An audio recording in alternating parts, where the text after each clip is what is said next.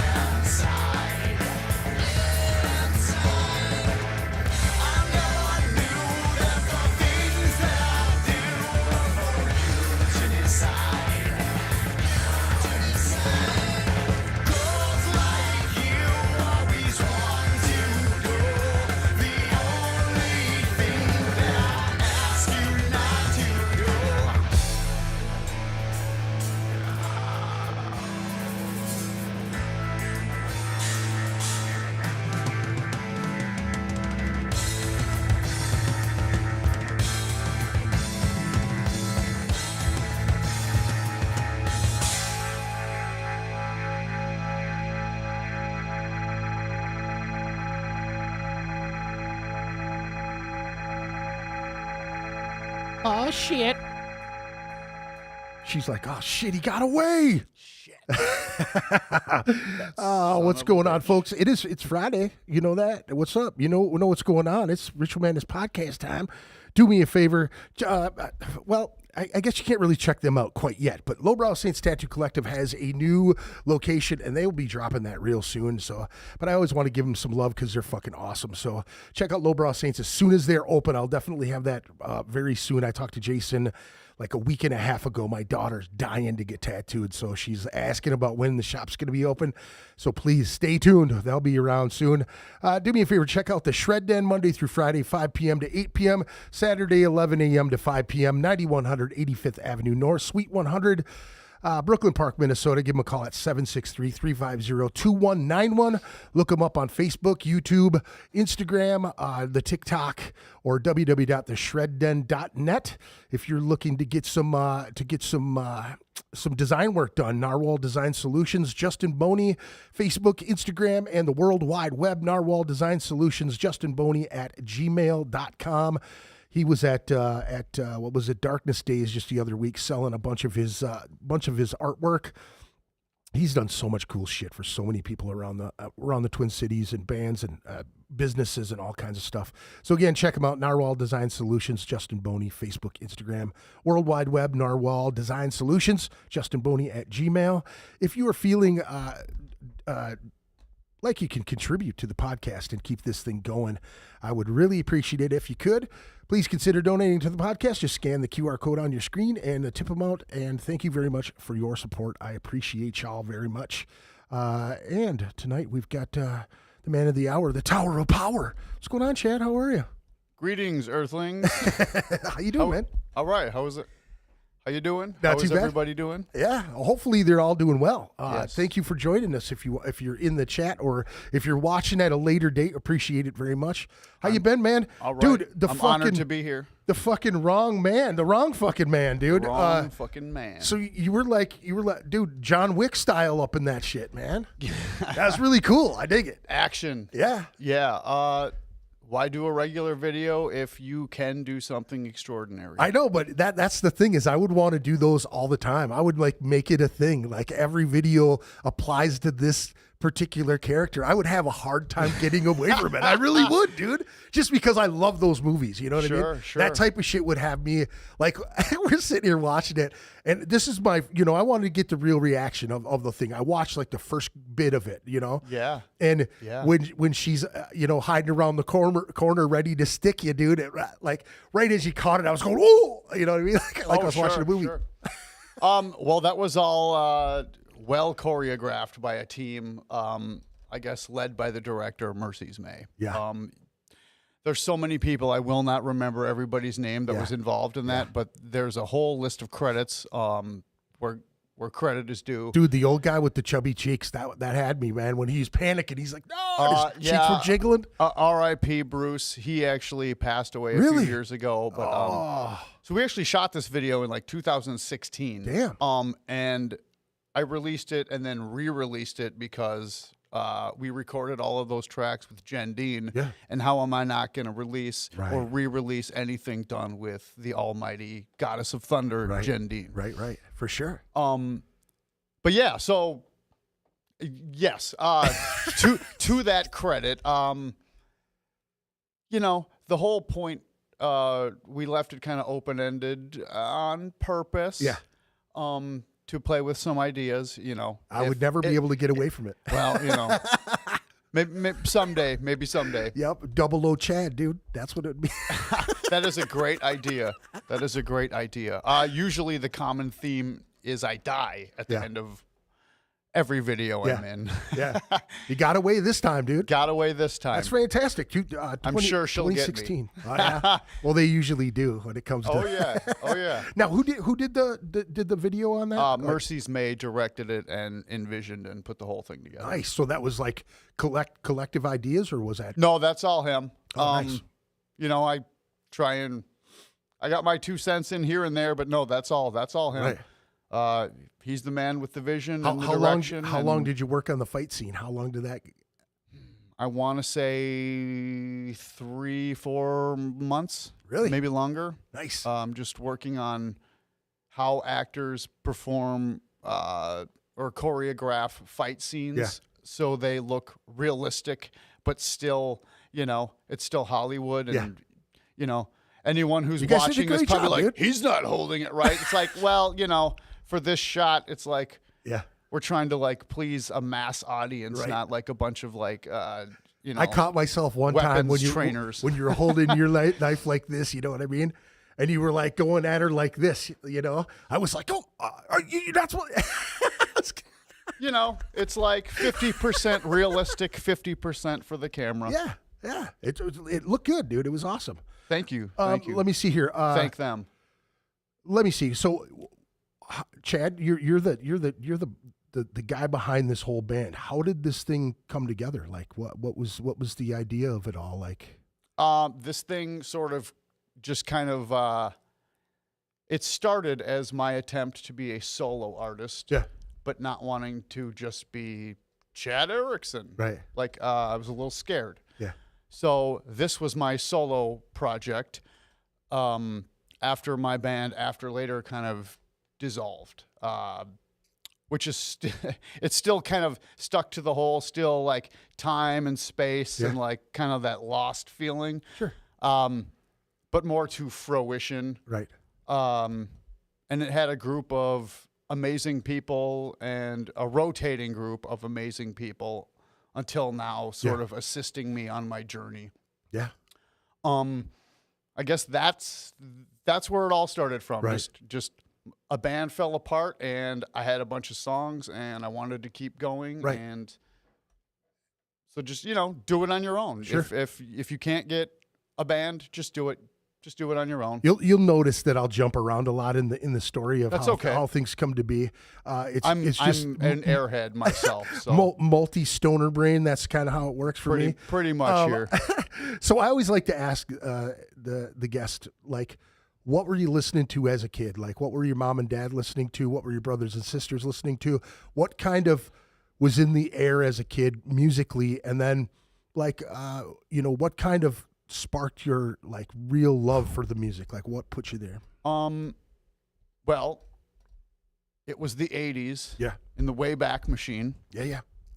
So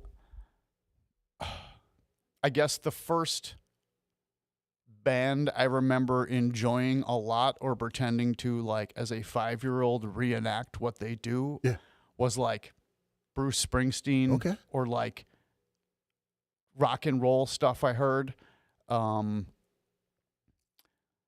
We went to church, so I would see the church bands and just sort of focus on that and pay attention to that.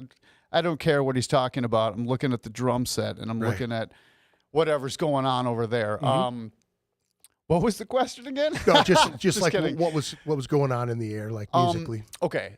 The earliest memory I have of riding around in a car and going, I really like that song, was probably listening to Little Corvette with my aunt.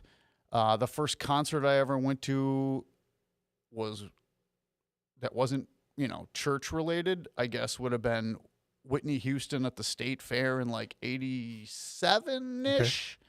And again, even as a child, you could recognize skill and how dope that band was. Right. I don't know.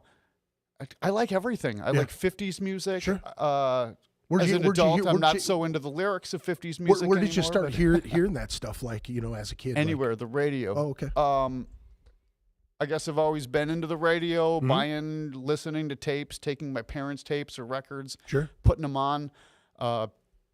Rock and roll is mostly what I was driven to, but also a lot of R&B, funk, soul, whatever they had that was like tolerable. That wasn't like some boring Christmas bland style music. You know what I mean? Just like generic jingle style stuff. Right. I guess the Beach Boys, the Beatles, they were on a lot at my house. Sade. There you go. Whitney Houston. So pop soul. pop soul, Yeah. pop rock. Yeah. I guess Eric Clapton and like, you know, the KQ stuff that's on the radio Yep. of in that decade. Oh, for sure. You know, 80s, which 80s would be 60s and 70s. If I could find a hard rock heavy metal channel, Yeah. 980 AM at one point was Yeah. metal. Okay. Root of All Evil. Yeah. In the Wayback Machine when Yeah. it first came out, if I like stumbled across it late at night. Yeah. That was more like my teenage years, but like Yeah, me too. I've always been into the radio and Yeah. just like finding a channel. Sure. Enjoying whatever's popular, but maybe seeking out just different stuff and trying to show somebody a new cool song. Yeah, or for being sure. introduced to a cool new song, regardless of the genre. Right. I went to New Kids on the Block with the neighbor kids. Nice. It ended up being me and the younger brother walking around a lot, Yeah. and his sisters and her friends just going crazy. Yeah. Yeah, Losing yeah. it. Yeah. But you know, regardless, this is my advice to anybody. Regardless of the band, if you're offered free tickets to a huge show that Right. would cost money, go. Right. Judge it. Yeah. Whatever. Tell Yeah. everybody it's See the production. or like Because the whatever. production is something, man. I went to Ghost. I went to see Iron Maiden, but Ghost opened it. You know what I'm saying?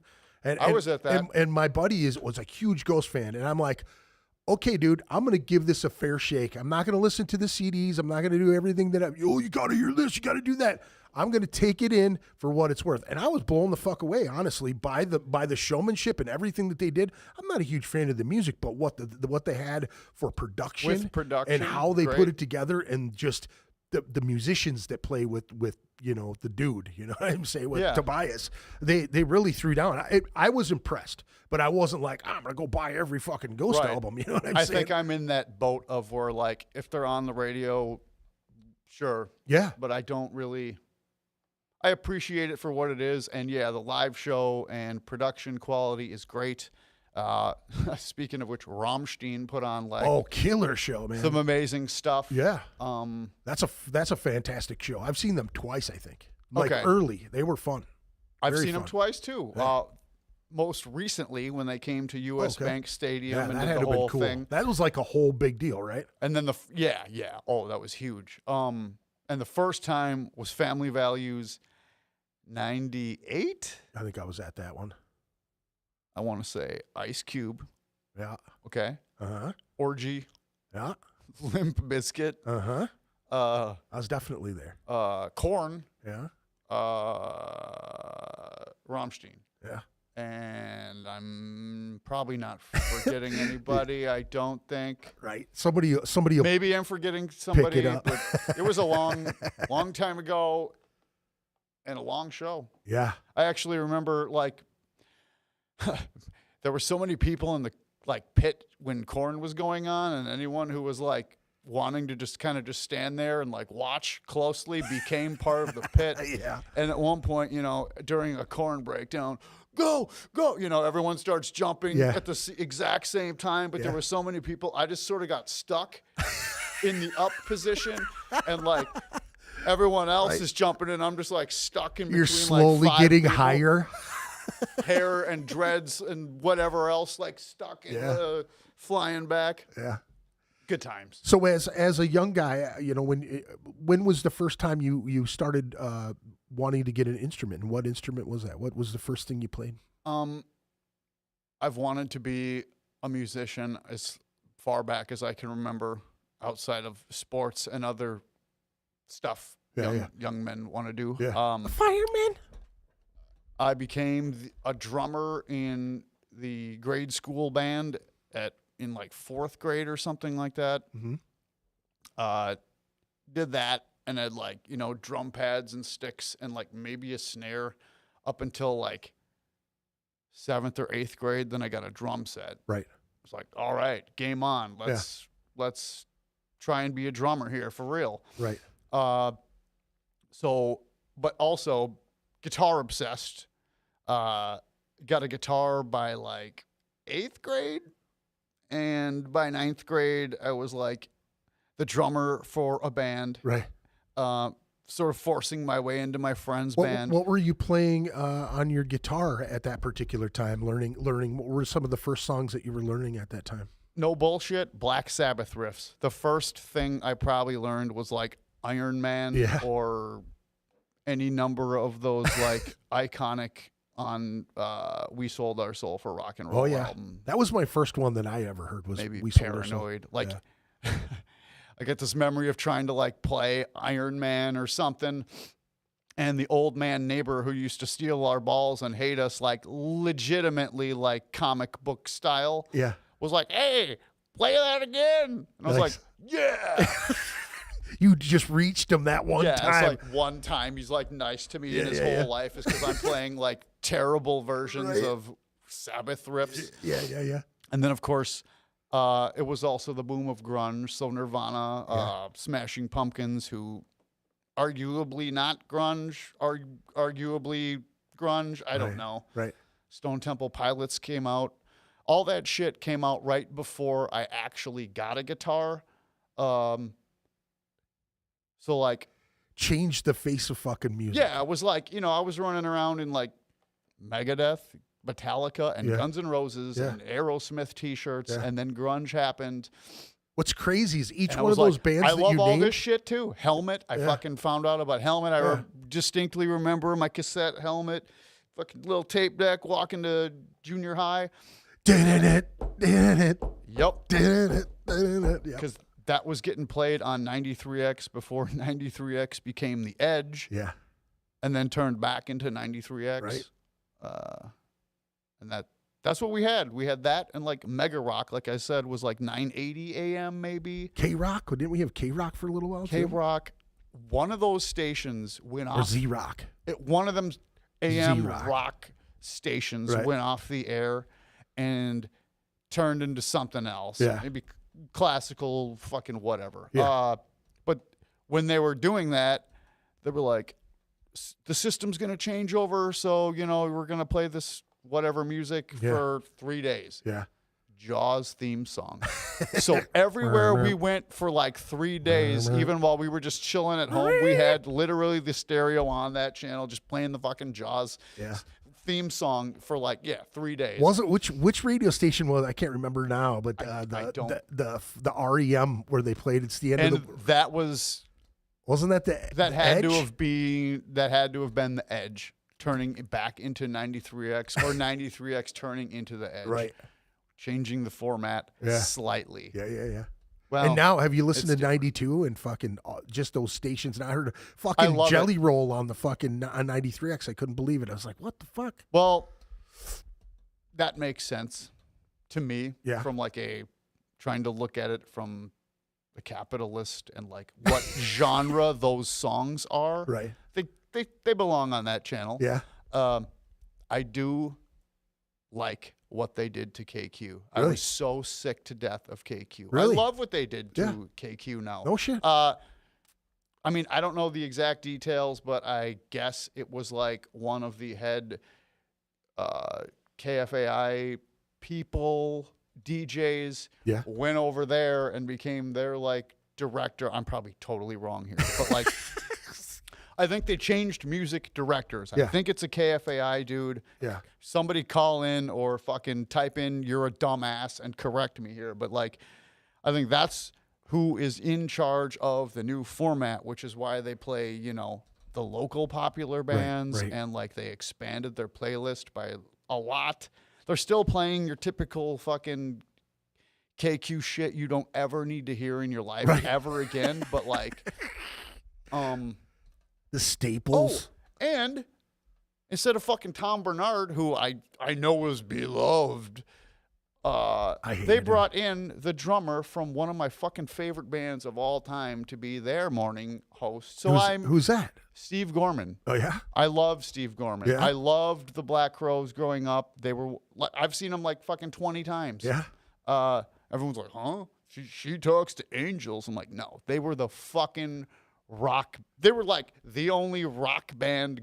They were fucking great live. For fucking like 20 years. Yeah, and then they did fantastic. that stint with Jimmy Page. And it's like this. Yeah. this. Chris Robinson's fucking solo shit's awesome too. It is. I've seen his little slower pace, but also very cool. Right. More soul feeling, I think. At least I felt like Rich Robinson's solo album. I haven't heard any of that. Great. Fucking, it's rich. Yeah. His guitar tones and like his choices are fucking awesome. Yeah. The black, I don't know, whatever. The Black Crows. I don't know if I'm being a hater by not really considering or loving what they're doing right now, but it's I haven't listened to him for years, but I would go see it and yeah. I would respect it and I would enjoy myself, but I'm not like excited like I was anymore. They don't have Mark Ford, Ed Harsh, R.I.P. Yeah. You know, I guess fucking whatever. They don't have my fucking drummer. Right. So what? Now, when it comes to, but he's here in Minnesota, so you get to listen to him on your drive to work or whatever every fucking day. I didn't even realize it was that dude. I haven't listened to that fucking station, and I don't know how. I don't drive every day like I used to either, but I used to drive every day, so I had the fucking radio on constantly. It was just like, you know. So, like, to KQ's credit now, they have a legitimate rock star as their morning show host. Nice. Is he hilarious? Is he fun? Yeah, he's fun. Nice. He's like, if he was a shitty radio personality, they wouldn't have him on. Like, I don't know. What market did he come from I at butt that heads time? with his reviews, but like, I think he's listenable. He's, you know, he's trying to tell like, he's trying to be like funny to the room or fun with the room, Right. Not just to themselves, Right. And I don't hear him just like shit talking people or like, I believe this like his whole time. It's Tom just Bernard type shit. Yeah, he's not doing what Tom Bernard does. Now, with the history of the band, I know you kind of touched on it a little bit in kind of shuffling players in the beginning of the band, and like how what were some of your other projects? I know you mentioned one before that, kind of getting into doing this thing as a solo project. After Later is the band Okay. that became Chad Erickson and The Untimely. Okay. What were you doing? Were you doing any other projects before that? Oh God, yes. Before that, I was also drumming for a band called Condemned Circle with my old high school friends. Mm-hmm. Also a band called Fucktorm Factory. Yeah, with PHs, because, we're clever. Yeah. Shout out to Turnip. What else? Okay. The band I was like the first guitar player in was called Ert. Or no, I'm sorry. The Last Page and the first band I drummed in was called Ert. Nice. While After Later was forming, I played with Mercy's May as his guitar player. Basically, my band at the time, After Later, which was actually called Level at the time, backed up Mercy's May when he was doing his rock and roll thing for a little while. I really don't know anything other than being in a band. I've been in a band since I was a freshman or earlier trying to start bands. Yeah. Now, would you say this project is something that has moved a lot further than any of your other projects? I've seen this name. I've seen this name around a whole bunch. The name has gone on the longest out of all of the projects. How long has this project been going? Since 2013. Okay. It's also sorry, jumping back. I was also in a band called Candlelight Vigilante. Okay. I don't know if you ever heard of them. We played one festival. Stop playing. But yeah, so at any rate, back to Chad Erickson and The Untimely. I started that in 2013. And here we are. We just played our last show with Jen Dean. Yeah.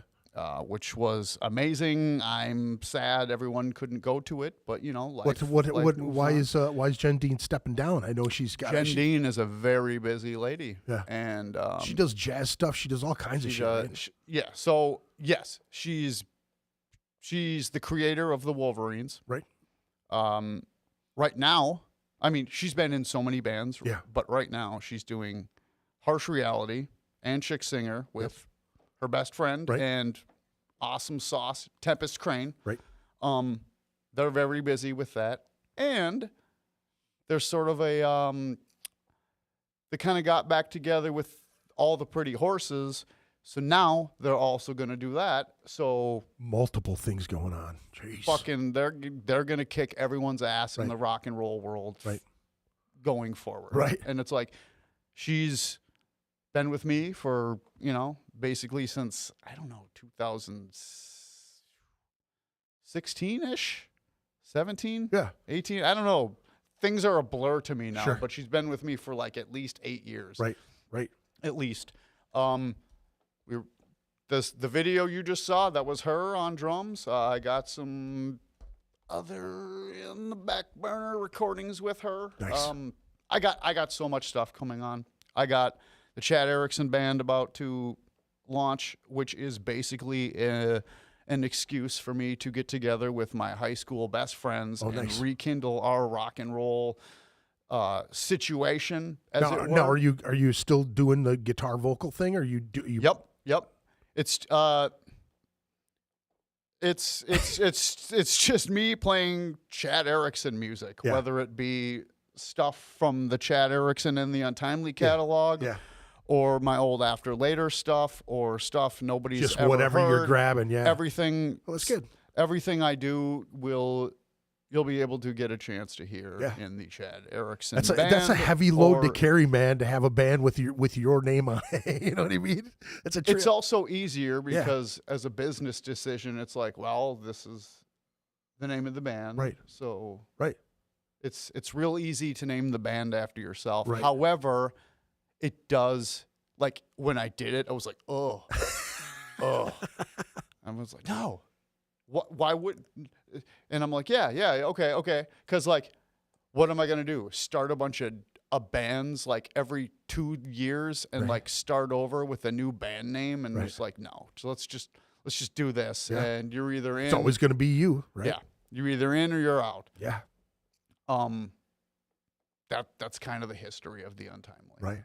Okay. Well, that's good, man. I mean, so you did find a drummer? You got everything all squared away right now? Or I am looking for a drummer. So anyone out there who wants to come play for me, what kind of chops are you whatever looking I'm for? doing, I need a drummer. Okay. You don't have to be as amazing as Jen Dean. You just need to want to be. Right. You know what I'm saying? I do. Like, I need do. a really good drummer. Some of my favorite drummers are amazing musicians, and Right. I'm also a drummer. Right. Here's the realistic requirement. You have to be better than me. Much better. No, just kidding. You have to be better than me, and I'm okay. I played all the drums on the first record. Now, with your ideas as you're putting them together, obviously you can fucking create everything that you want right there if you play drums and play guitar. You know what I'm saying? But like when it comes to someone like Jen Dean, how did you have ideas where you were like, I want it more like this, or were you just like, I'm just gonna go with what Jen Dean does because that shit's awesome? Well, what I do is, because I'm a songwriter and I can't help it. Like, as soon as I start writing a song, I'm also a drummer. I also play bass. I also, like, suck at keys. Right. So, like, it's all, Yeah. I can't help it. It just becomes, this is what I'm thinking. This is what I hear. This is the song. So I'll, like, come to Directing pretty much. or whoever. But let's face it. Okay, I go to Jen Dean and I say, this is what I'd like, or these are the parts. Now, if you got something better that doesn't detract or take away from the song, Right. by all means, let's do that, because I'm reasonable. Right. I'm not, like, trying to be a dictator. I can't. Yeah, you can't really put restraints on someone like Jen Dean when they're so creative absolutely and not. so So, fucking, like, you know. So you probably give her the ballpark. I'll say do this, or, like, roughly do this, and this is what I'm doing. This is what they're doing, and then, she'll think about it and go, oh, okay, well, this is what I'm going to do over this. And it might change a little bit every time we play it. Right. But, like, she's so good. She can, like, kind of just not necessarily do what she wants, but she can, like, literally show off within the sauce of the song and not really change anything. some crazy syncopated shit that she does. She's amazing. God, she does some crazy shit. I was just seeing her warming up one time in the entry, just like watching from a corner, like, what is she up to? What does she do? You know what I mean? I kind of like to watch drummers every now and again. I check and see what they're doing. The best. And just going. Wait, what entry show? Oh, God, I can't even remember. It's a long time ago. Okay. Probably a Harsh Reality deal, actually. Harsh Reality. Yeah, it's probably something that we played together or something.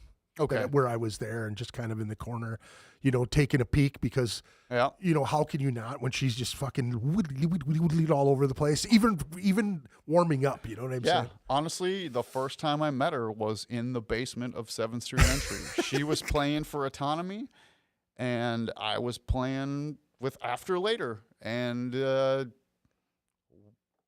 boom, we met. Yeah, It was really, it was quite funny actually, because I'm like ritualistic about my like vocal warm ups, and I do like this meditative bullshit where I'm like trying to like stretch out and like do the right things. Sure. Because I got to do it. Right. So she's down there, and we're both like almost simultaneously like, do you mind if I do my warm ups? And she's like, yeah, okay. And then everyone else who comes down is just like, oh, these people are Not partying. not I'm going to go. partying. Yeah, I'm going to go upstairs. yeah, they're exactly. They're not smoking and drinking right now. Yeah. Yeah. Which you'd think I would be, but if I'm singing, I want to smoke. I think weed, I think a lot of people I think smoking weed is bad right before you go on because constricts you up and dries you out. I mean, yeah. Yeah. Me anyway. Like other people can do it just fine. I never. I chose not to right before I went on. It usually give me a little time to come down a little bit. I usually get spicier when I'm down. You know what I mean? We were talking about that after or before the show.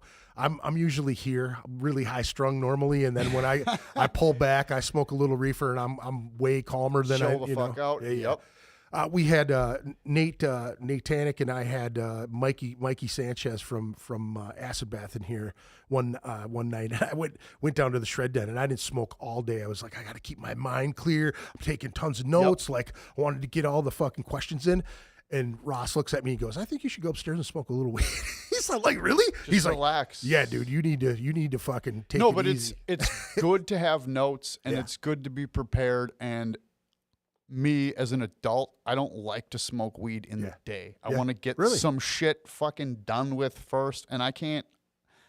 Like, I don't work in that kind of job. I can't like be baked in there and like be making like elaborate lattes by the fucking dozens for people and shit. I just can't. So like when I'm done, yes. Then you get to relax. But it's okay because I don't like to be baked during the day because I just get tired now. But like once it's a little later, I could smoke all fucking night long and it won't really affect me. I'll be like, oh, I guess I'm going to bed. Right. But if I smoke in the day, I'm fucked. Like 10 a.m. or whatever, no, it's not going to happen for me. I'll need a nap. Right. But if the sun is almost down, you just keep going, right? I'm fine. It's that alien blood and the old man in me. There you go, Ed. There you go. I would like to ask, what are your biggest who are your biggest influences musically? Like, I know you said you're all over the place musically in your likes and things like that, but what are some artists that really stick out to you that kind of like mold your, which direction you're going musically? People are going to hate this fucking answer. Ah, fuck them. Hate them. Because it's also, I know, a cringy answer. Yeah? GNR. Okay. Metallica, Megadeth. Like, I heard those at such a young age that I can't fucking help it. And, like, whatever. Obviously, the Black Sabbath. Beach Boys. Beatles. A lot of British in there. Yeah. I don't know, just sweet rock and roll. I like roller skating music, I guess I call it. Disco music? Not disco, but like Cameo. You know Cameo? Oh, I know Wired Cameo. Up. Oh, yeah, I know. Not that song, but Yeah. Cameo is the fucking bomb. Chamatosis is the That shit. like if I was like I'm trying to find an R&B hard ass funk band so I can play those hard stuck but it didn't and like just fucking hammer away on the wah wah and just like solo. I don't know, rock solo over funk is like just Eddie Hazel. completely pleasing to me. Yeah. Eddie Hazel, dude, right there. You know the song, Buffalo Stance by Nina Cherry? That one hit me real fucking hard when I was growing up. I love that song. Yeah. Want to find somebody and cover that shit. like in my Chad Erickson band. Yeah. Janet Jackson's Black Cat. That shit rocks. When that came out, I was like, what? Okay. Yeah. Okay. Yeah. And There's a hardcore It's all dude. fucking rock dudes. It's There's all a the hardcore Jimmy Jam dude dudes. in town, dude, that fucking had a Teddy Pendergrass album just the other day, and I was like, "What the fuck? Where did you hear that shit?" And he was like, "Oh man, one of my homeboys brought one of these up, man, and I was fucking listening to that shit, and I was like, dude, Yeah. And I started throwing all kinds of shit at him, and he was like, "Oh, I've never listened to that." I'm like, "Oh, you gotta check this out." That's that thing when we were kids, though, man, where you find that song or somebody's trying to turn you on to something, and you just fucking take it and run like a motherfucker. Like, oh, I love everything. That friend of mine, Ben Meeks, rest in peace. He's the one who introduced me to Devin Townsend in like the early mid 2000s, I guess. Yeah.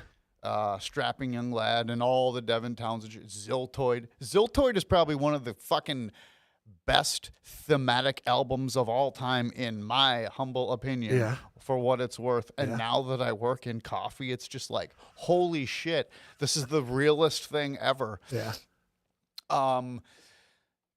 I don't know. Things that grab me. I don't know. It's like, I think it's like been discussed. I think most people are grabbed by what they hear from when they're like 8 or 10 to like mid 20s. I have that same thing, but I like You rotate. Do you discovering new rotate shit. around it still though, for the most part? Yeah. I mean, and one of my best friends, Tom Schomborn, would always introduce me to like the weird shit, like, or what I considered weird shit at the time, and it was like, oh fuck yeah, like Frank Zappa, okay, Dr. Demento TV shows. Right. Just his dad would like slip in weird. He had a fucking eclectic weird taste, and it slipped into Tom and his brother, and it's just like he would spill it over to us. I mean, Devo. yeah. It's like it's all undeniable stuff. Yeah. Great shit of and so different genres. different than like what yeah. you think music should be. Right. I Yeah, don't know. Devo had me drop my fucking jaw when I first saw him. You know what I mean? I was just like, wow, man. And it was you know, the Whip It song, obviously, right? You know? Yeah, of course. And then it was on Heavy Metal. They were on that soundtrack. And I can't remember, it's like Working in a Coal Mine or some fucking shit like Was that. it But Satisfaction? It's a Devo tune. I can't remember. They might have done Coal Mine. I'm not sure, but But all I I know they know did Satisfaction. it was on that I don't soundtrack. know on that I'll have to soundtrack. look it up, but yeah, dude, and that was one of those things where I was like, wow, this is so original and so different. Oingo Boingo was one of them bands too for me for some reason. Like when I heard it, I was like, wow, this is really different. Oh, that man. makes sense though, because he's yeah. Danny out there Elfman. musically, yeah. Danny Elfman's he's fucking wrote a bunch of shit too, man. Bunch of shit for a bunch of different people. Yeah. Here's a fun story. May or may not be true because I don't know if it was actually him. The day before Steve Albini died, Okay. I'm in the Holiday gas station on Diamond Lake Road and 35W, basically right there. Dude comes up in a nice Beamer with the black license plate, looking just like him, tattoos, fucking hair, whatever. I hold the door from him, go in there, and I'm just like, huh, that might have been him. And then as I'm driving away, I'm like, that really might have been him, but I don't know if like my theory is if it was him, he knew about what was going on and was driving to like meet with his family or something. But Right. fucking, I'm just guessing because I saw a person who looked just like Dan. Nobody else looks like Danny Elfman. Right. It's like, Right. Yeah, he's Fucking- pretty crazy looking too. yeah. Pale ass white, fucking red ass hair. The closest it comes is like, I don't know, like if Johnny Rotten lost a bunch of weight and had tattoos. It's Yeah, like mixed with Carrot Top. like redheads that are covered in tattoos and have Right. like that specific like jawline. Yeah. I don't know. Yeah. There's not Yeah, many. he's a pretty specific looking dude, though, Yeah, you so- know? Yeah. He's fucking look alike. You're right, right. Maybe it was, maybe it wasn't. Well, let's take a listen to another tune. We actually have another one queued up here. Let me see here. What do we got? Fingers Pointing. Yes. Tell me about that one. This song was written also with Wrong Man and this song were written with Dave Wichterman of Callous Soul. Oh, nice. He was the guitar player in the band at the time, and, I want to have other people think. Dave throws riffs at me, and I'm like, okay, blah, blah, blah. I throw a riff back at him, shape the song. This is some Dave shit that I like. Okay. Worked out with him, and Awesome. then not everyone gets to have 3 keyboard solos in one song, but I somehow got it in. So, Nice. yeah. All right, man. Let's take a listen, folks. We'll be right back.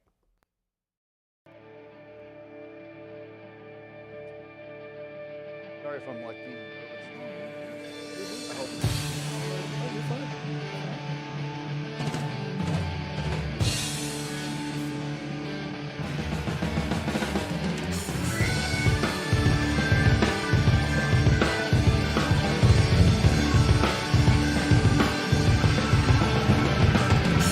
Some people say that evil's got the best of me. But who are you to judge when hate is all you read? Take a look at yourself and you will see. A reflection of me.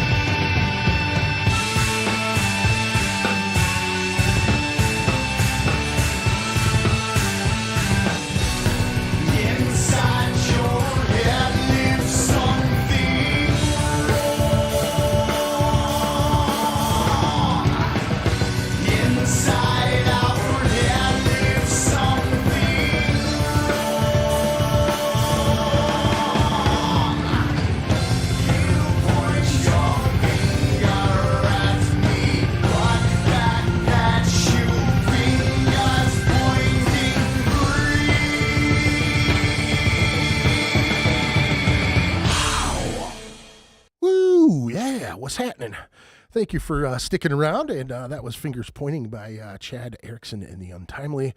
Chad, what was that? What would you say that one was about? You were going to let people figure it out, but you had a... That one should be pretty clear. Fingers pointing. So my brother has this saying. I don't know where he picked it up, but it's a pretty good saying. When you point a finger at somebody, 3 fingers are pointing back at you. So this song is just sort of a reminder of me, and everyone else, that when we just sit there and wag our finger at somebody else, we need to like somehow look at turn ourselves that shit back and on like, yourself. Yeah, for sure. like, why am I doing this if I'm complaining about it? Right. Which we are all at fault for. Yeah, on guilty of social projection. media. Yeah, projecting on other people. Social media makes it pretty easy to fucking sit around and be like, I am fucking better than you, and I am way guilty of it. Yeah, me too. Me too. I try and limit myself to, I'm never going to make comments that attack my fellow man. Yeah.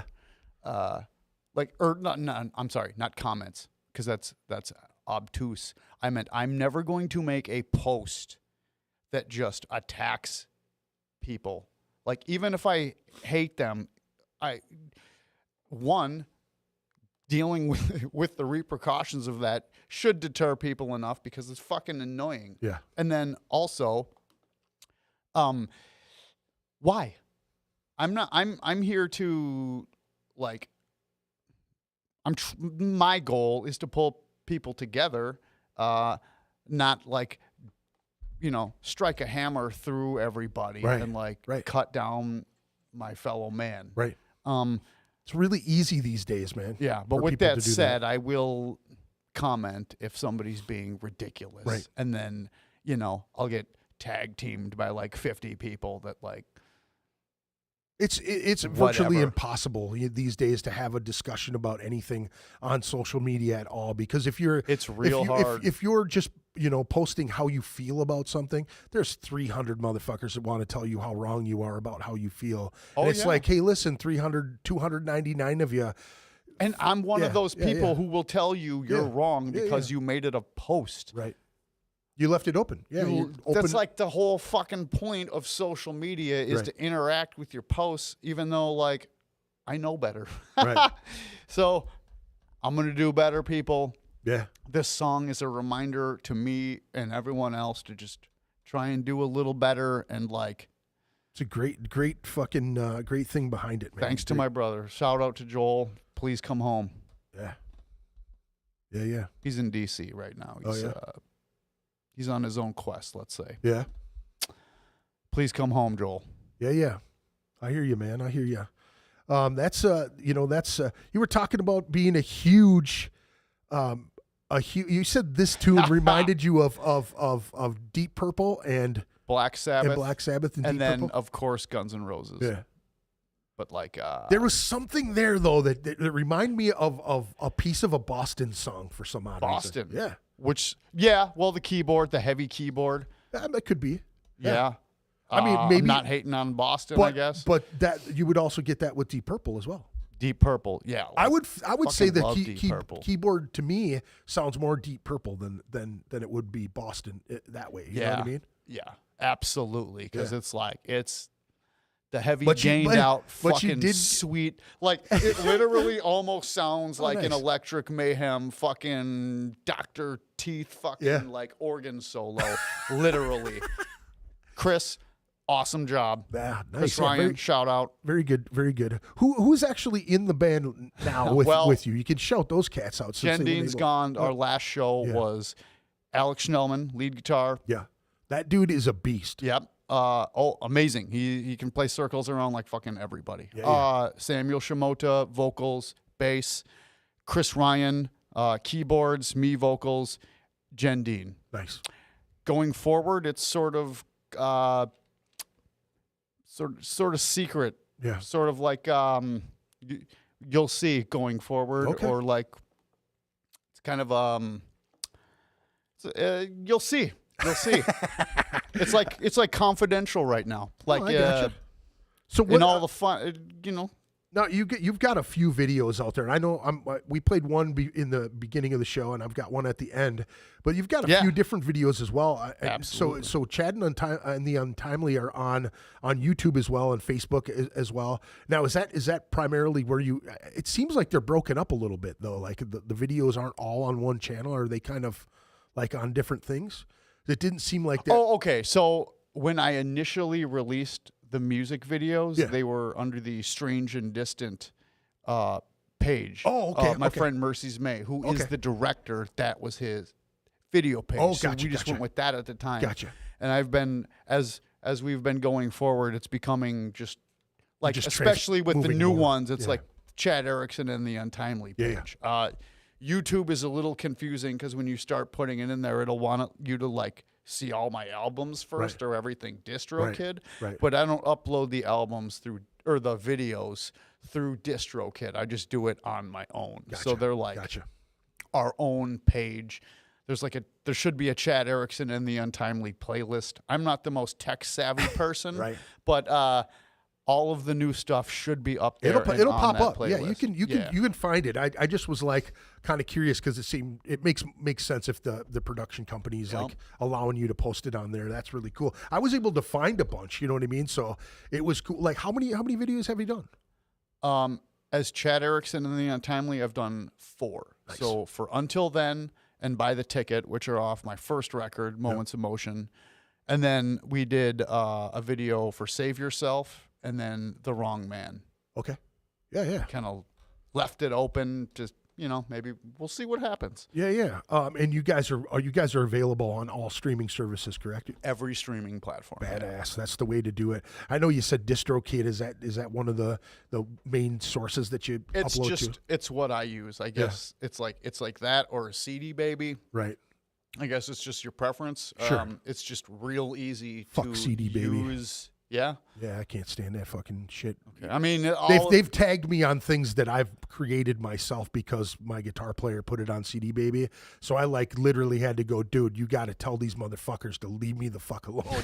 I'm playing my own shit. I'm singing my shit on my own shit, and you're gonna fucking flag me on it. Go fuck yourself. You know what I mean? Okay. And that's great that they're obviously trying to keep you safe or whatever, but.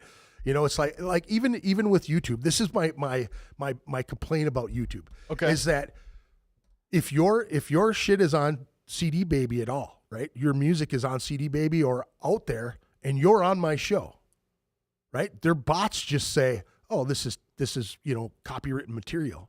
I've had to literally send messages to YouTube saying, the fucking singer is the guy sitting in the chair, you fucking morons. Okay. You know what I'm saying? And they've deleted them. You know what I mean? So, but I've had like 2 or 3 where I've had this guy. I've had a dude who's toured all over the fucking place, right? And his band, they're from Wisconsin, and they've been all over the place, death metal cats. And I've had him on the show multiple times.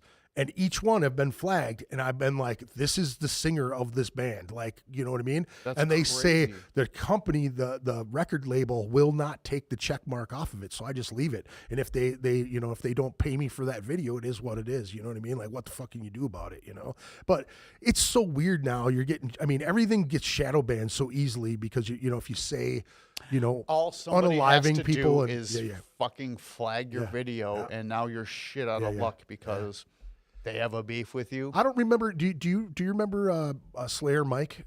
Big tall bald guy used to go around filming people's videos all the time. Him and his wife Isabel, I think her name was. Filming their videos or their shows? Their shows. He'd film all the shows and then he'd put them on his site, right?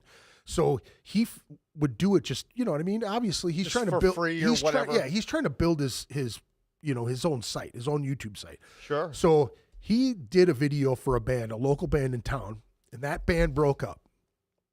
That band tried to sue him to get his YouTube channel taken down because he refused to take their shit down because he did the shit for free. He's like, this is my channel.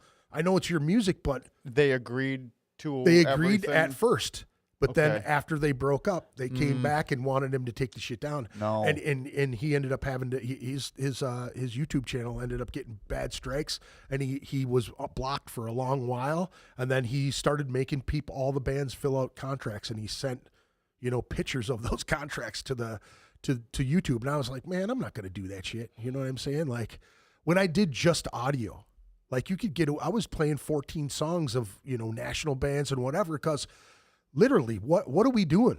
We're playing music to send it to people. Like if I turn you on to 12 brand new bands, it's going to spark their iTunes account, their Spotify account, everything else. Yeah, absolutely. If they hear it. Yeah. Who the fuck's losing money here? I'm not bootlegging their music. I'm helping them push forward. Man, most bands that I would play nationally don't need my fucking help, but I'm saying no, but if you could that's tag, not even the point. The well, point if you can is, tag every single one of those bands, what happens if they go, oh, Chad Erickson and The Untimely, they're fucking very similar to us.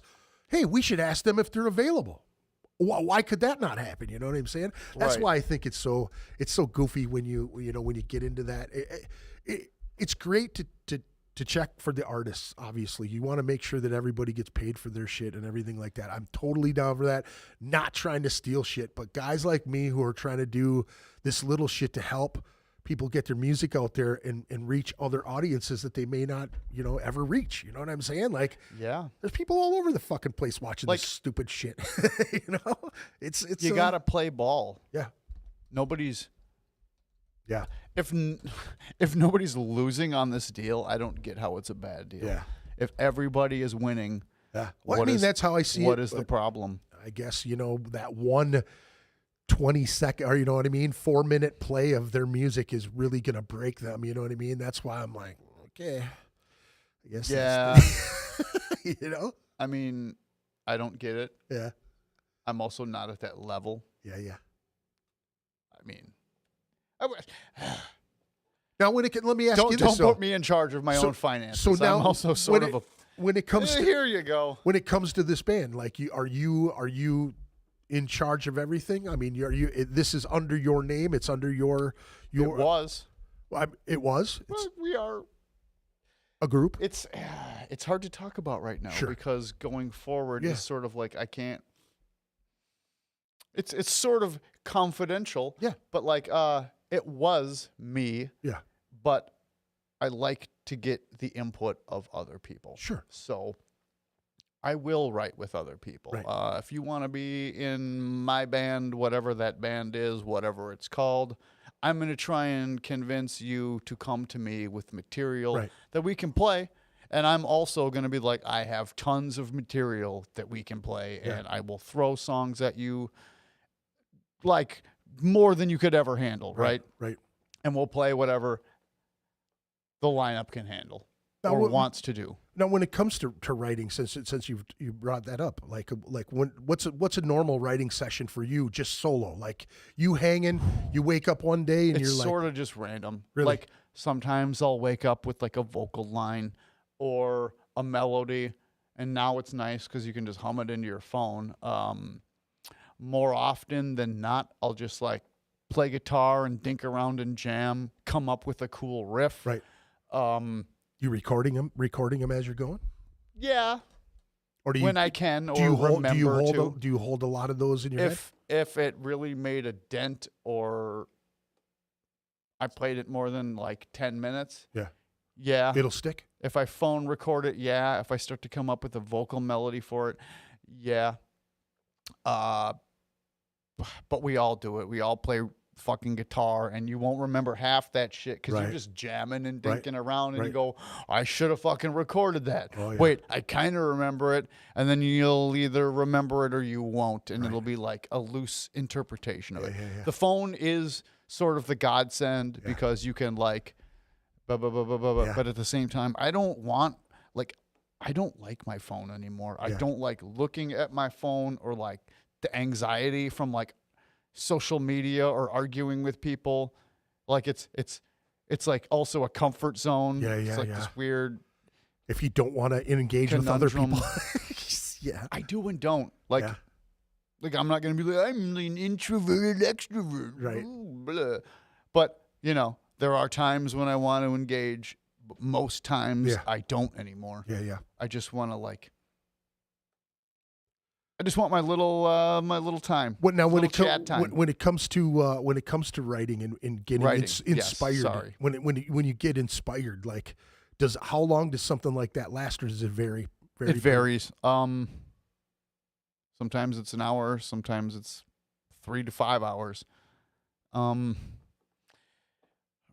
I literally sort of mostly stumble into writing a song, just dinking around. Rarely do I, but sometimes I will imagine something. Mhm. And then when I can make it to an instrument, and I'll do it. In fact, Save Yourself was a bass line I imagined on a bus trip. And then when I got to my practice space finally, I was like, bam, this is the bass line. Right. And then, of course, the other players make Right. it a little better. I just Do saw cool shit with it, make fills. I just saw something really cool. Just watching a producer. I've just been trying to like learn this beat program and all this fucking shit in the last couple of weeks. I've been just focused on it. It's one of my. It's like I was telling you about learning how to program these cameras and shit. You know, like once I get focused on one thing, I just, you know what I mean. I've got to learn to where I can get comfortable with it. You know. Yeah. And I saw this producer and he was talking about coming up with ideas, and he said they asked about a specific song, and he was explaining how he found the sample that he used, and then the guy doing the interview kind of stops and he's like, this is what he did with that sample, and like they play the whole sample and it's got all the music in the background, you know, horns and pianos and all this cool shit, right?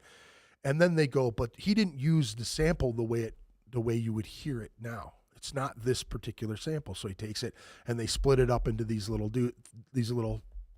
splices, right? And so the dude shows how he takes the sample and how the waves go with the music like this, right? And all he did was take the outline of the tops of the waves and he built his program right around that wave of that total sample and kept it in the same key. And so it follows the line in the grid of the song and keeps the vibe of the song. Sure. But he also talks about how he didn't remember how he came up with ideas. It's like he said, when you're in the process, in the flow state, he was like, sometimes it feels like you reach up and you pull it down and you put it on the instrument that you're playing, whether it be bass or guitar or piano or whatever you're doing. He's like, but I get into the state. He's sitting there with a joint in his mouth, you know, he's getting high, he's hanging out, but he's in that fucking thing. You know, they show him in the beginning. I'll break it down like this. He takes a record, he puts it down, right? He goes, chip, chip, chip, chip, chip, chip, and he finds one spot, right? He takes that melody through the thing, right? And he drops it into his sampler. He splices it up into a couple things, right? Okay. Then he takes the wave formats of that thing and he breaks it all down. Then he takes the instrument that he's hearing in his head, much like you're saying, that bass line that you keep repeating in your head, right? Yeah, yeah. So he takes it and he follows the melody of the original sample that he took. And he wipes out that original sample, but he stays on that groove line through the whole thing. And then he says, this is how my layers ended up. And then he's breaking down each piece that he put in that layer, right? And then he strips it down even further because as producers, they're trying to teach you how to in theory, more is less.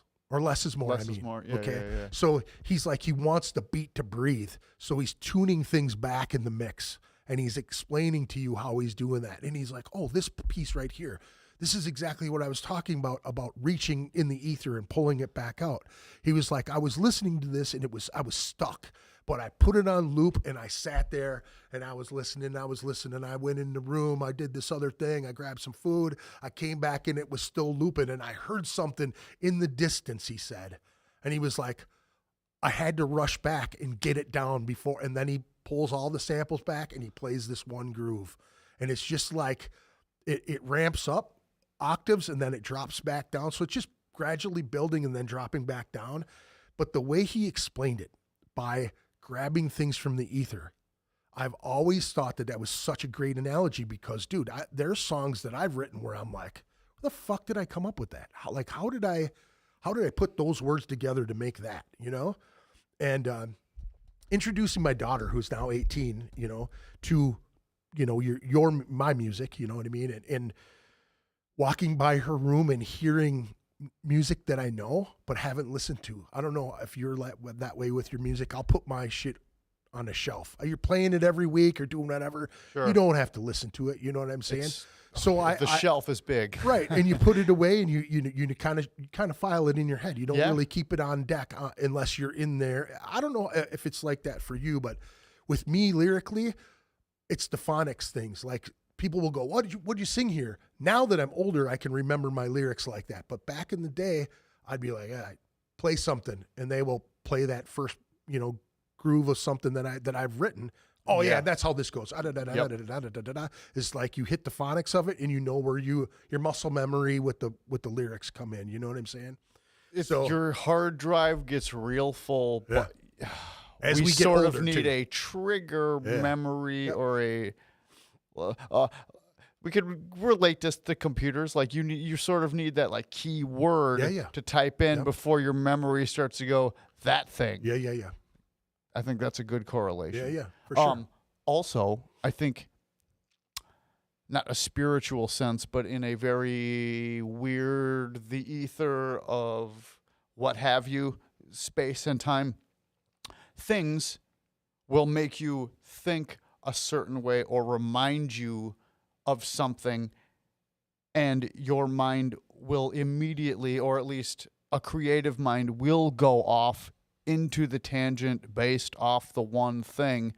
But had you not maybe had this is weird, I know, a reference to what that tangent is, you would never have gone off on that tangent. Right. But something triggered you to want to go over here on this tangent instead of that tangent over there. Yeah. And I guess what I'm trying to say is I don't understand how we come to those conclusions, but it's one of those like magical things in life where it's like at any moment something could inspire you to feel a certain way, or maybe give you a profound new way of seeing or vision based off nothing. Well, just us talking like that makes me think of could possibly just be subconscious. You know what I mean? Like you heard a groove or you heard a note that led you. You know what I mean? Like which direction.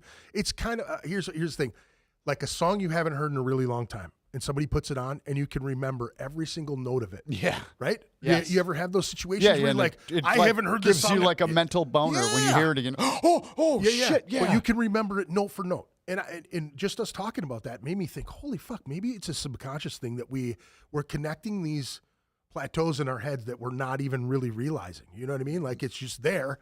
It sends you on again, that thought where you're like, again, like you said, you'll envision something in your head that gives you that idea that will keep you remembering that one idea. And then when you get somewhere where you can go, fucking shady, breezy day under a tree, shady, you know what I mean? Like all of a sudden you remember that, and it just. Or let's relate that to guitar. Yeah. We're strumming some fucking chords that we know, and then like we either accidentally hit a note, or we're like, I'm just gonna fucking in your head, I don't know, whatever, blah blah blah blah blah, and you find something, and you're like, wait, what was that chord? And then you figure it out, and that chord invokes like colors, feelings, vibes, smells, and memories, and there it is. Yeah, the beauty of music, man. Holy fuck. Yeah. And that really is the beauty of music. I summed up right there, dude. It really is, man. You know what I'm saying? It's a fucking the essence of it in that. That's why the ether thing really stuck with me. I don't know why that dude's analogy, for some reason, and what I was applying it to, and like the theory of music and like putting it all together, and just there'd been so many times being in the studio again, and I brought this up on the podcast a fucking cajillion times, but when somebody's riffing, and all of a sudden you just, hey, what were you playing right there? And they go, what? And they play that, the end of that, and they go, no, you go right before that. Yeah. And they go, oh, you mean this? No. And you go, just before that. And they go, I don't even know. Or they go, oh, you mean this? And you go, yeah. And all of a sudden everybody else turns around and goes, yeah, hold on a second, play that again. And then you get a drummer on it where they just throw the beat in there, and they're not really in putting all the shit in there, but it's just a solid. And then again, what you just said about how it just flows into that next thing. When you're in a band and everyone agrees on a thing or like this, you're like, that's what's up. Because most of the It's a time it's like, charge. blah, blah, blah, try this, try that. Yeah. And then like you eventually agree. You're sick of it. You're so sick of it. You're like, dude, can we take the first 4 and put it after the fourth 4 and then switch the 5th one to the first one? Yeah. Well, final decisions get a lot easier when Yeah. your name is slapped on it and you're paying for everything. Right, But like, right. ugh, Yeah. I hate that.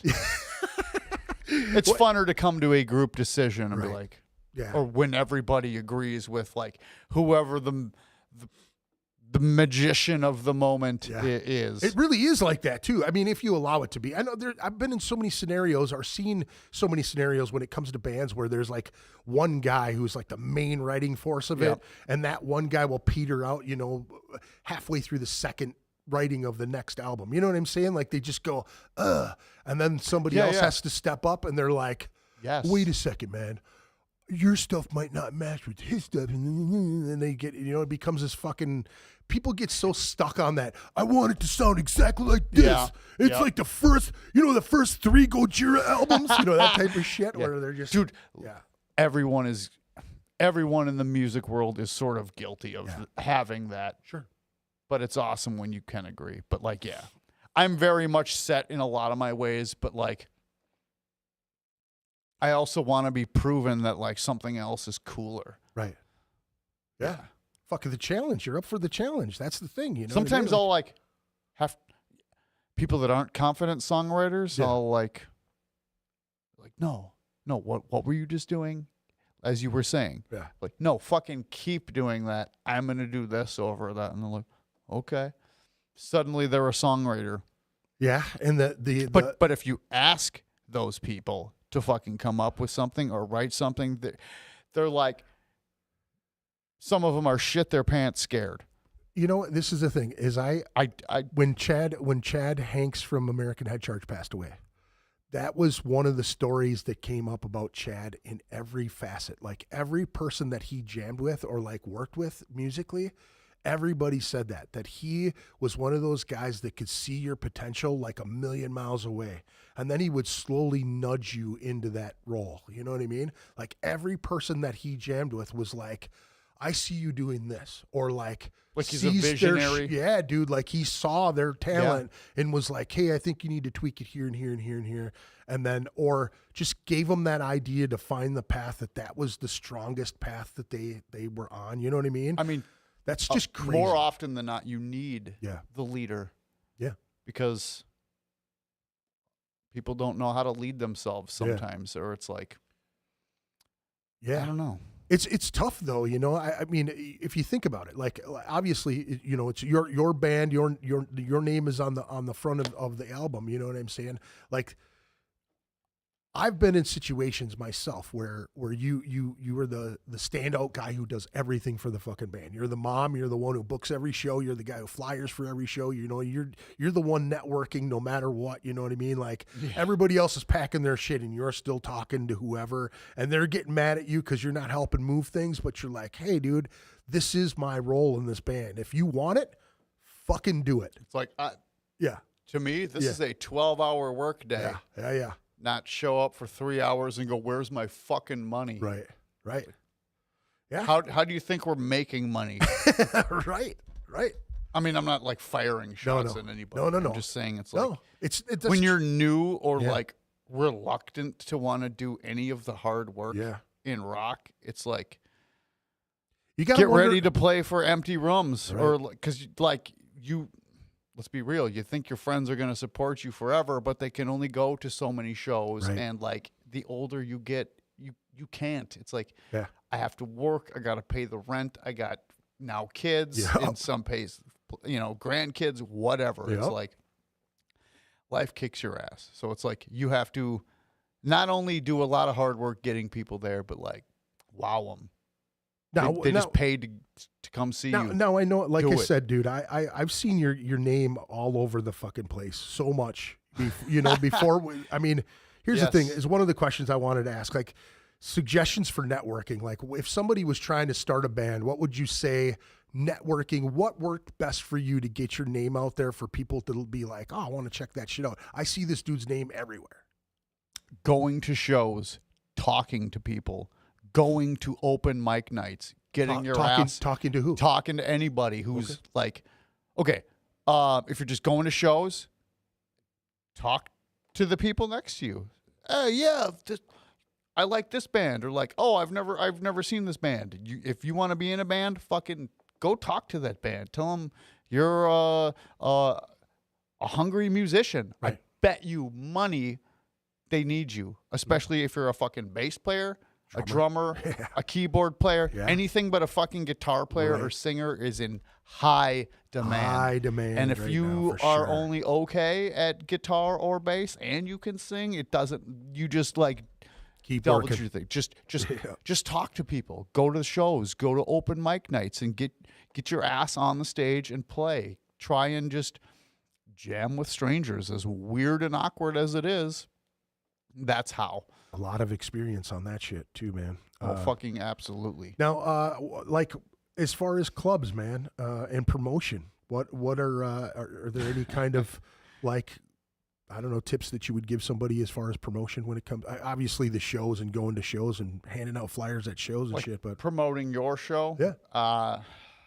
What are some of your methods you use? I mean, you're gonna have to use all the social media platforms. Right. You're gonna have to get every member in your band or camp to like put in work. That's so hard. Oh, that's so Oh, hard. I know. And nobody wants to do something that may seem simple to you is impossible for them. But then again, the thing they're going to suggest to you, you're going to be like, I'm not going to fucking do that. So like everybody's got to work together, do the same thing. Or Be on the literally same cough fucking up, page. be on the same page, cough up fucking money, do a sponsored ad. Now, I don't have money, and you'd think a band could make money enough to just like keep doing sponsored ads, but no, you're just going to have to hard. pay for it out of your own fucking pocket from your own ass job until your band can be self-sustaining, which it's tough these like, days, man. let's be honest, you have to love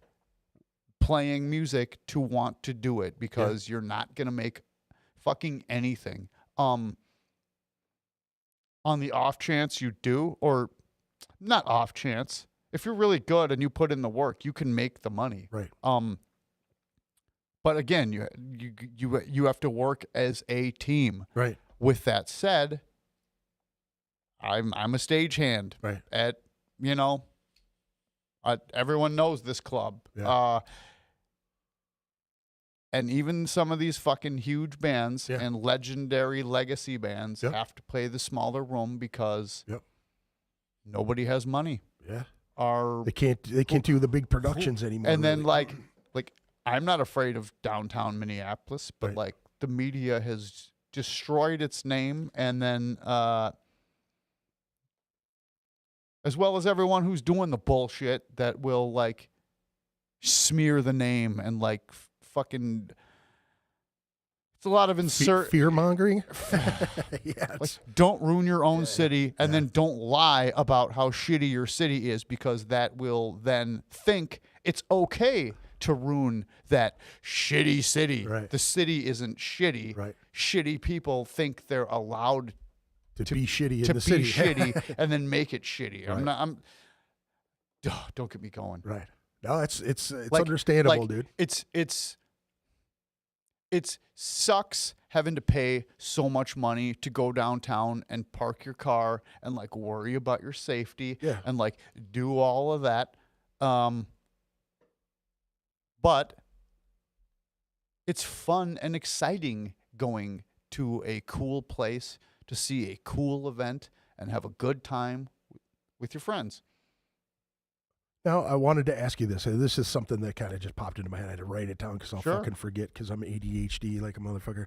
How much is too much to play monthly? Like, what's a good, like, if you were to recommend a younger band, like, what would you say if they were just coming out of the gate, they're trying to get shows? What is a good amount to play per month or per year? And then to a band that's kind of moved up a little bit more, what is a good round? That's a good question. How many times you play a month? Like, okay, first of all, everybody, I'm not like some fucking, I know everything, been there, done that, but I'm no virgin to this, right? A new band has to play at least once a month in random different venues, not the same city. Like, it's okay if you're a brand new band and you oversaturate yourself a little bit, because you do have to get your fucking name out there. Whether it's playing a shitload of shithole clubs, opening every single show. every show. I love opening. Like, what is better than setting up first and then like tearing down your gear, and now you got 3 hours to just hang out and shit. Yeah, okay. But yeah, you got to play a lot at different locations and be cognitive of if people like it, or if you're like, I don't know. I guess that shouldn't really matter, because you're also like building your like skills and like showmanship the more shows you play. So experience is just whatever. If you're new, it's okay to oversaturate yourself a little bit. Yeah. But you can't do it all in the same place in the same fucking. How many times cities. a month would you say? I would say three a month. 3 a month. That's too much.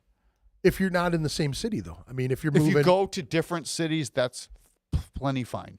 You could even go play and show every week. I think any band, any tier could play a show every weekend in a completely different city. Yeah. The bigger the band, the further the city you have to go. But like, if you're a brand new band, you could easily play, you know, a Thursday night at Outtakes. Play Friday night at Club Underground. Right. You could play, or what am I trying to say? I'm talking about 1 week you go play Outtakes. The next week you play Club Underground. The following week, anywhere in St. Paul that has a fucking band. Right. Mankato the following week. That's not oversaturating yourself when you're new. But the larger the tier band you are, it's got to be like totally different fucking states if you're going to play every weekend, or like do little mini tours occasionally. I and would then say take some time off. I would even say fucking, you know, like you could play St. Paul and Minneapolis.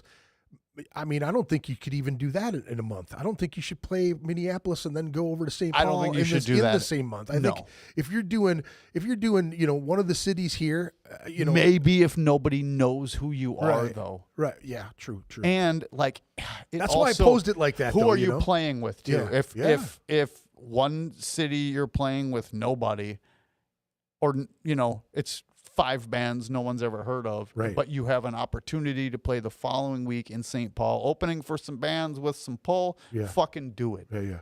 But well, you got to really watch yourself on that too. Other than that, you know? I totally agree with you, because Minneapolis and St. Paul, on one hand, is so close together, but on the other hand, it's like 2 different scenes, that's, man.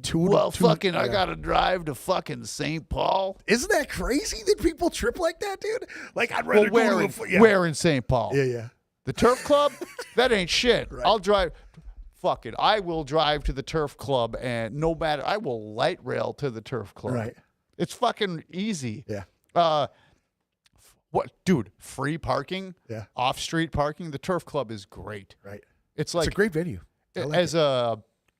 As a patron, it's way easier on both your driving situation and your wallet to go to the Turf Club than it is to like unfortunately, any club in Minneapolis. Yeah. Well, speaking of which, we'll kind of tap on this too. Like, it's also not in. What Turf are Club some? Isn't in a city. So. What are some of your favorite clubs? Downtown. Obviously, you've mentioned the Turf Club. What are some of your favorite clubs in the city to play? Well, I like playing anywhere. Yeah. Different experience, different stage. Gets hate. Studio B's great. 7th Street Entry is great, especially with the new system. Yeah. Turf Club's great. There's a lot of places. There's like some places that are like so nice and so big, I don't want to play because it looks. What do you think Unless about you're the playing Myth? with a big band. Did you see Nuisance Shit. Nuisance just booked a show at the Myth on like December. I honestly haven't been to the Myth in like. Yeah, I haven't years. either. I can't stand that place, but I I really don't like think that places it's cool where that, I don't like places that don't have like you can't go out and smoke. Even if I don't smoke cigarettes, I want to know that I can step outside for some fucking air for 5 minutes and then go back in. I don't know why they stopped that at Excel. going Or do they still have it? And I don't it's like know. impossible I to don't know. find. But I don't it's know. like That's a good question. it's like, what am I gonna do? There's like Yeah, security and police everywhere. yeah. Fucking bars across the street. Oh my God, he's gonna smoke weed. Yeah, right. Oh my God. Let me see here. What? What I don't know. Fine Line's really nice. I don't go there enough. Yeah, There's a lot I of- like that club. I liked going to not the Myth. What the fuck was it? The huge club. The Quest. The Quest. I liked going there, Oh yeah. and I liked the Ascot room. Yeah. Saw Rich Robinson in the Ascot yeah. room. Fuck yeah. Heard Prince lived in that room for a little while. He owned that building. Owned the building. Yeah. Okay, cool. Yeah, that was his spot for a long time. Glam Slam was that building, the Wyman building. Okay. Who the fuck did I see at the And right Quest? across the Opeth, Oh yeah. Moonspell, somebody else. Great fucking show. Oh, yeah. And the balcony situation makes it fucking awesome. Oh, I yeah. love a club with a balcony. Yeah. That was a great club. I really, really love that place. I miss that place a lot. That's fucking amazing. Here's one for you though. What would you say is one of your greatest musical accomplishments? It could be anything from the smallest to the largest, like the best stage or biggest band you've ever played with, or bucket list band you played with, or any of that shit, man. I mean, That's a good question. something that you're really proud of, something that just a milestone musically. I guess physically it was learning how to sing.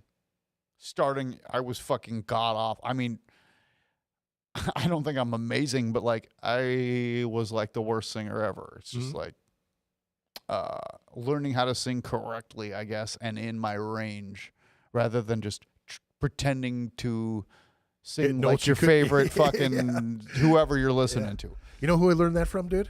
Who's that? Dave Ellefson.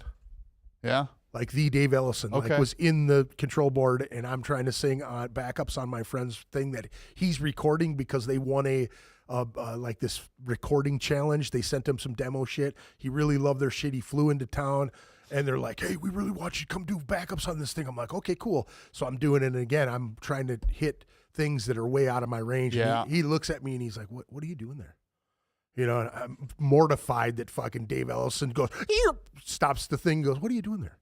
I'm like, "Oh, I'm just trying to kind of keep it. No, don't do that. Like, what do you do? You know, like what do you normally sing like? Yeah, what's your range?" And I'm like, "Oh, this is kind of where I'm at." He's like, "Too much throat. You're like, you got to get it from here, you know." And I'd already been singing for years by that time, but I was so nervous that I was like, "Yeah," you know, trying to do everything from here instead of here. You know what I mean? Yeah. But having that dude go, "What the fuck are you doing?" Like, stay in your range, dude. You know? Bro, what are you doing? yeah. Like, I'm a huge fan, and I will push. Drink tea, drink throat coat, fucking echinacea, just like some soothing ass, not scalding hot, but Right. like hot or warm sippable tea for a little while. No Do some caffeine, exercises. dude. No caffeine. Don't- You don't want to do that. Don't front on doing do, re, mi, fa, sol, la from the fucking lowest you can all the way till you can't anymore, and then don't.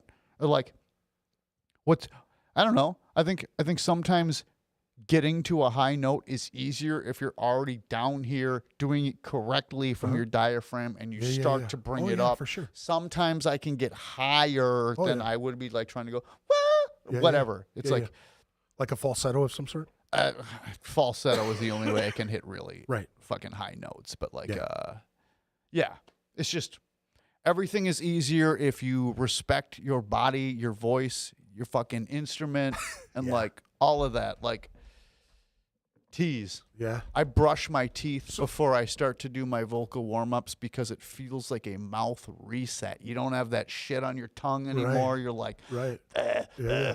even if I've been smoking, it's like brushing my teeth and then drinking some water and tea. You're good. Right. Elton John has a trick too, and it involves Cock.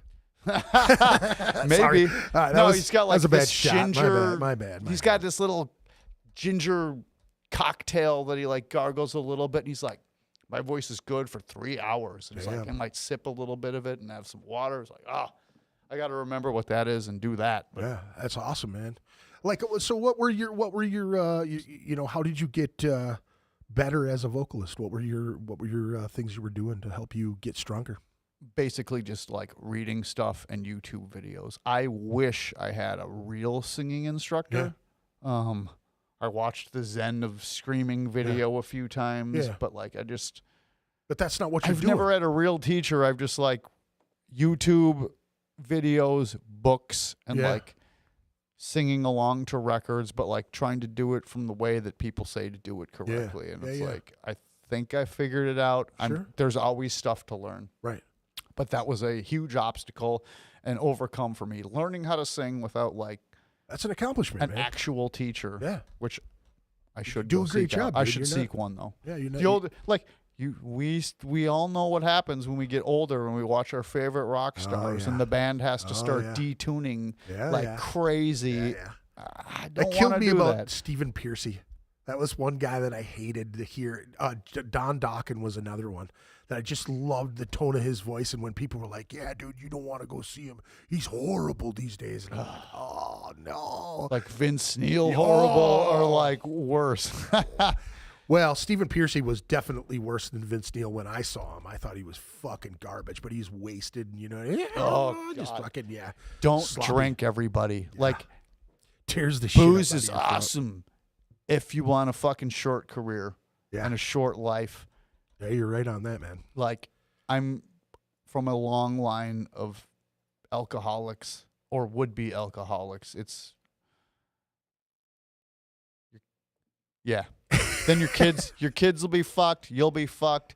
It's like, honestly, the worst drug there is, but you don't notice it till it's too fucking late. Because it's right there for you. And then those real drunks, if they like go cold sober, like they'll die. Yeah.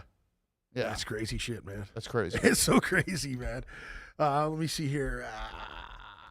What are you listening to now? Like, what have you been listening to in the last month? Like, what's on your playlist?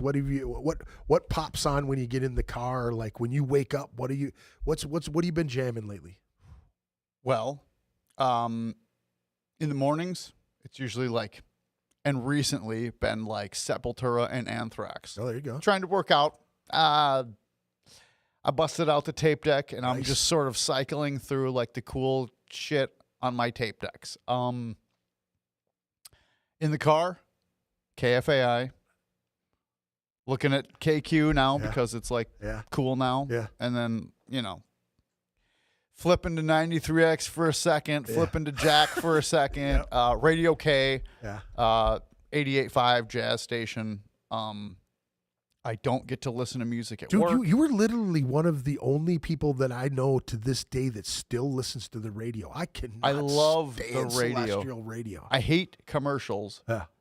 But I just enjoy the radio. Yeah. So like KFAI will bring it.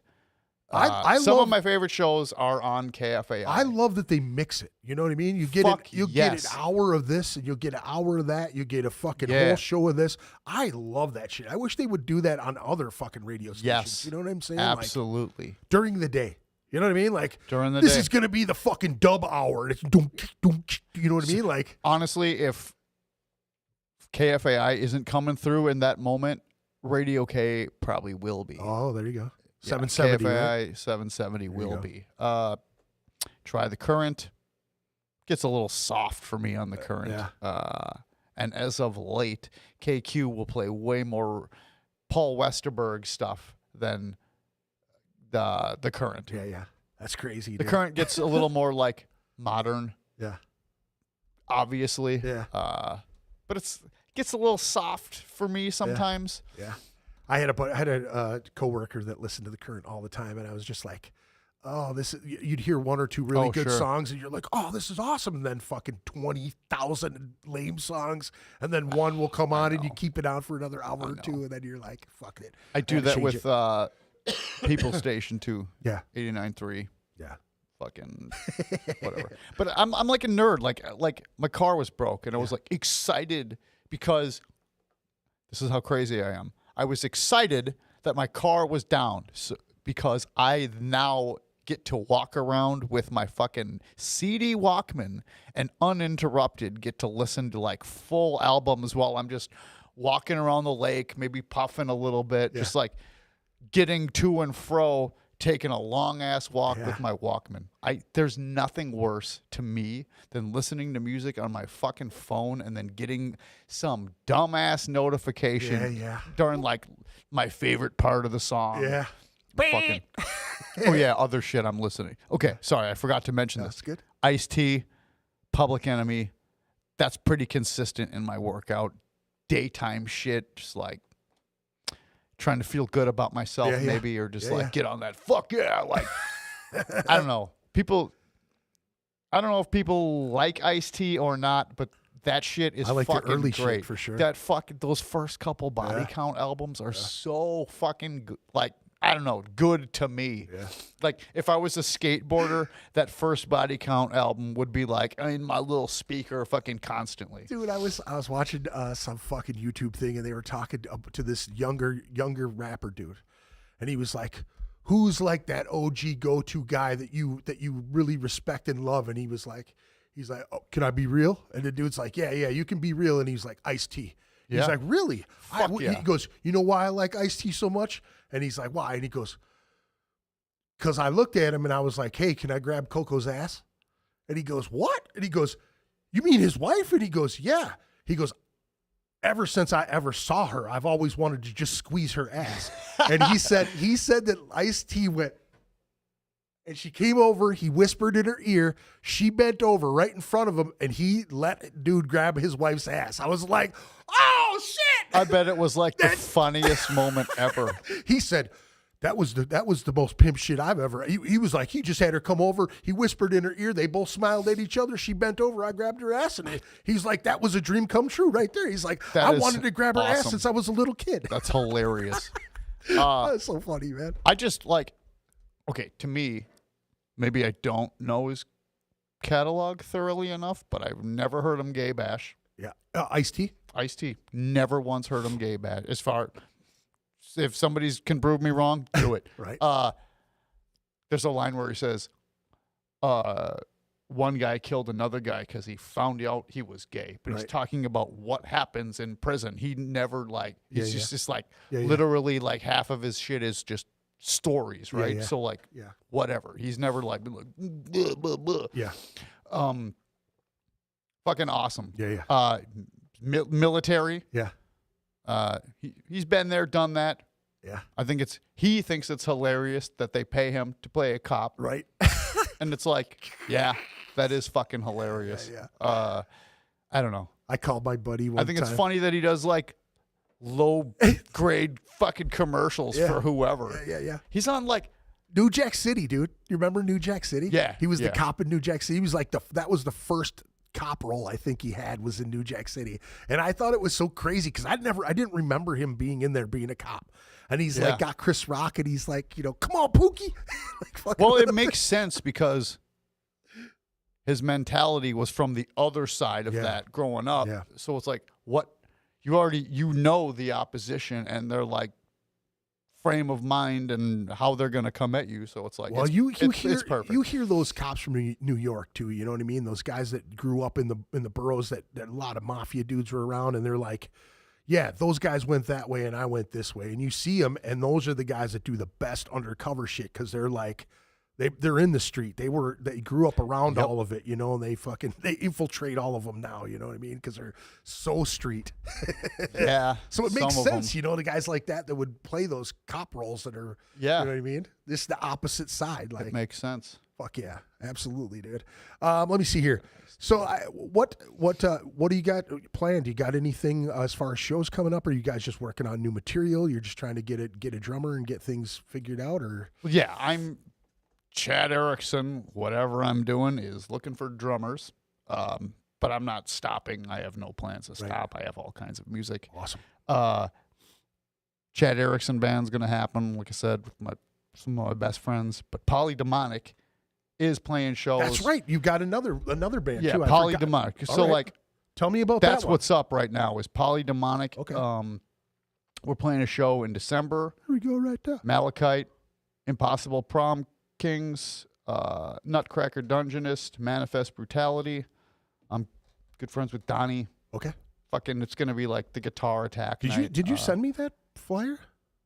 Yes. Okay. Yes. I did. I forgot to grab it. Polydemonic is, we're like halfway done with the EP we're trying to put out. Oh, nice. How many songs are on that one? It's gonna be 6, and then we'll, Did I not keep download putting that stuff shit? out. Let me see if I can pull that up quick. I want to actually show everybody. I think it's a good move to put out EPs instead of full-length albums. Yeah. Why do you think of that? I mean, like, what's your thought process on that? whole Then deal? you can not only digest it as a consumer a little easier in this modern age, and then if you like it, you now want more. You only got to hear 6 songs. Yeah. But it was still 6 songs. That's a drive somewhere. Yeah. That's like a walk somewhere, right? That's a side A, side B, depending on how long your songs are. Right. So I think it's just good enough, and you're not oversaturating them with. And then if there's any like shit, like you don't need to put garbage songs on your fucking album to fill out your need to have 12 songs on your album or whatever, right? So it's like now you're just like, no, we're just gonna put out like 6 bangers, right? Or like I did this before. I was like 3 songs that are awesome and similar, and then side B is going to be 3 live songs. So it's like each side is its own little journey. Right. All right, here we go. So this is actually the show that he was talking about, the Malachite Fuck yeah. last show of the year, Impossible Prom Kings, awesome. Polydemonic, Nutcracker Dungeonist, December 6th, excuse me, Studio B, 18 plus. Doors are at 6:30, 711 Hennepin Avenue, Minneapolis. Let me see here. 15 at the door, 12. It's like 12 online. Yeah, 12 pre-sale. Folks, if you're going to Studio B, just buy them at the door. I hate to say it, but the fees in between that, just me booking there. I had a guy actually show up at the show, and he goes, "Dude, I don't know if you know this or not, right? So my pre-sale was $10, right? 12 at the door." And he goes, "Okay, $10." Hits the thing, goes to the thing. For 2 tickets, it was like $80.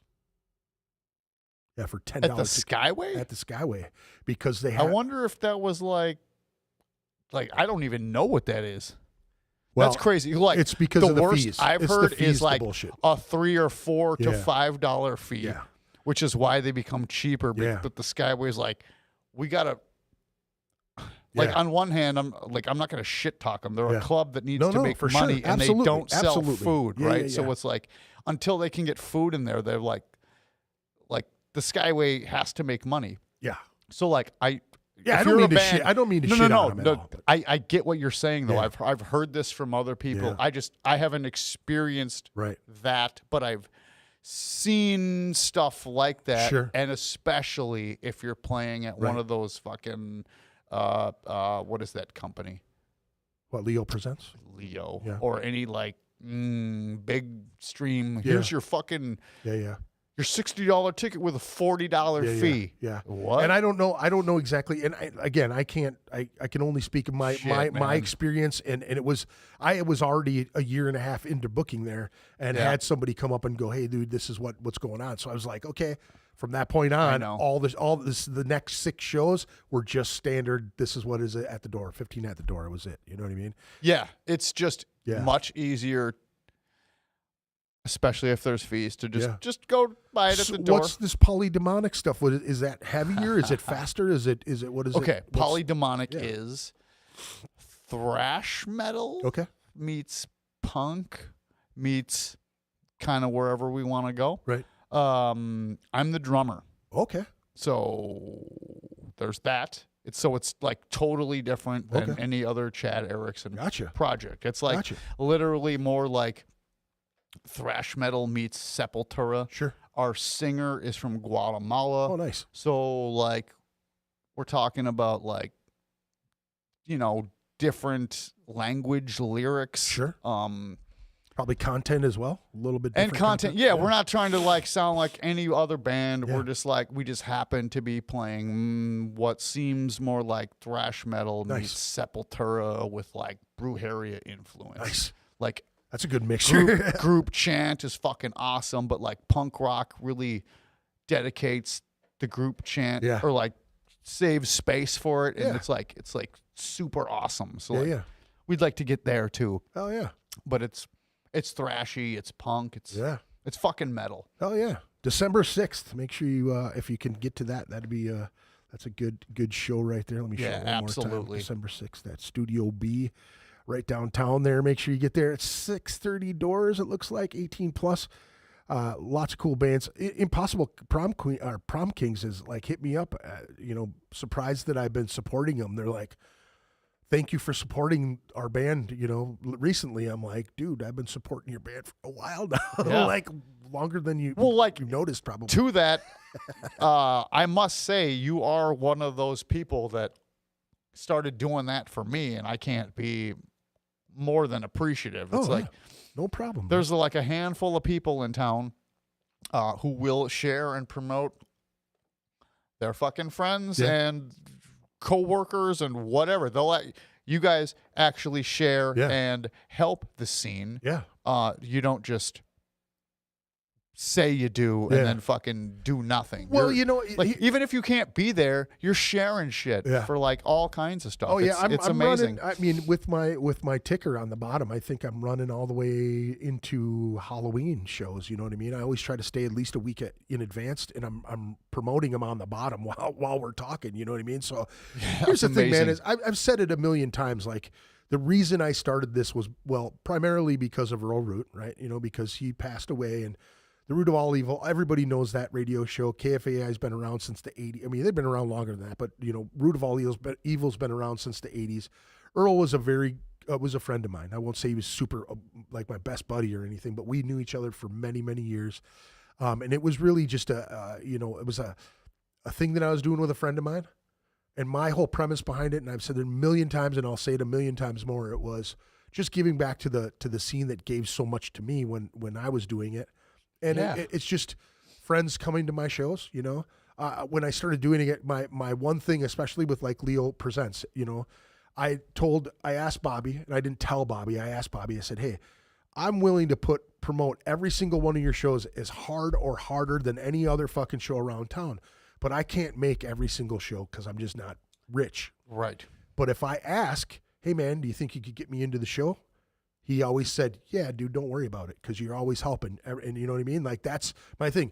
Even the guys from Evernorth contacted me today, and they were like, hey, times are tough. I know that's, what it is. We would like you to come down to our show here upcoming, November 1st. We're willing to help you out if you want to come in. You know what I mean? Like, we appreciate you promoting it, appreciate you throwing our name around for other shows. Like, Nuisance, grabbed a hold of them for their big thing at the Myth. That's a huge thing. That's a big deal. When people are contacting me to ask about other people, like, hey, we haven't worked with this person. What is your opinion on them? I'm always like, they never fucked me over. You know what I mean? I'm honest with them. Dude, that is like the most important thing, really. Well, yeah. Are they a dick? Are they rude? Do they fucking... Do you vouch for people, though? That's the thing, is like... If you're calling me to ask me about somebody that I like, I'm going to say, he's cool to me, but he may not be as cool to you. You know what I mean? It's all a case-by-case basis. It all is, And they were asking about, and I maybe this is private and I should not talk about it, but, they were asking about other musicians in the scene. You know what I mean? And bringing their name up and how did they associate their band, like, because they've never jammed together. And I was like, Oh, it's because I think you guys are awesome. And I told them, I think these guys are awesome. Like, they are a band you should seek out if you want a band to do well, because they're good at networking. They're good at putting it out there. They're good at promotions. They're good at all of the things that you need to be as a young band. When I sat here with them, I praised them over and over because of all the cool things that they were doing. Their fucking dry erase boards. Young dudes don't know shit about dry erase boards. Guys who are We got one. putting music together. He's like, yeah, we got like 4 of them in our. I was like, what? Yeah. He goes, yeah, well, yeah, the drummer needs to have one. We need to have one. And they brainstorm. They sit down and go, hey, this is the area we want to go to. How do we get to that area? And everybody throws their ideas in. And I was like, damn, these young dudes are fucking on it. You know what I mean? Okay. Like that is the way to do it. Again, with the EPs and things like that. They put out videos.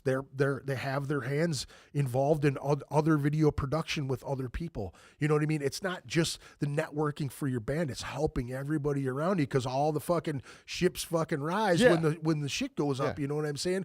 So that to me is the reason why I put this podcast together. Why I wanted to do this so much is because, dude, if we, obviously I'm not going to care about your band more than you care about your band. You know what I'm saying? But little things that I think are awesome that I see certain people do. Dan Dittmer from Electric Dragonland in Hopkins, right? He comes on the show. He's not been playing in a band in a long time. He made his own videos, made his own shit promoting him coming on this show. I think that's the shit. Yeah. I've had so many bands on this show that I've given love to or brought back on this show that once they're done with the episode, they just leave it and expect me to promote it, which I'm going to do regardless. But when I see someone go, I'll tell you this, today was a perfect example of something that I took notes that you did.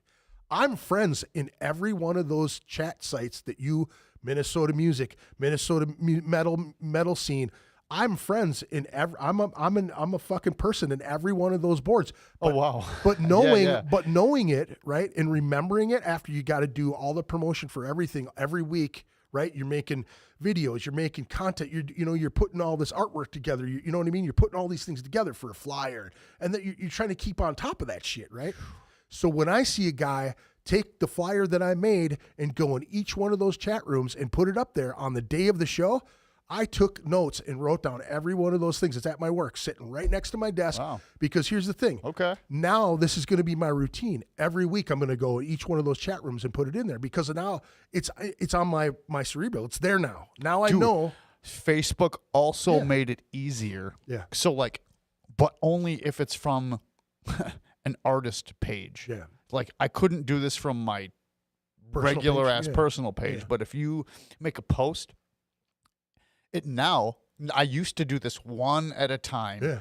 But now it lets you do up to like 5 or 8 different groups. You can literally just gotcha. share it to now. So I would do this anyway. Yeah. But Facebook did make it easier. Yeah. So for how little traffic your actual artist page will get without putting money behind it, you can now share it to up to 8 groups by just choosing them. See, knowing those little things, man. You know what I'm saying?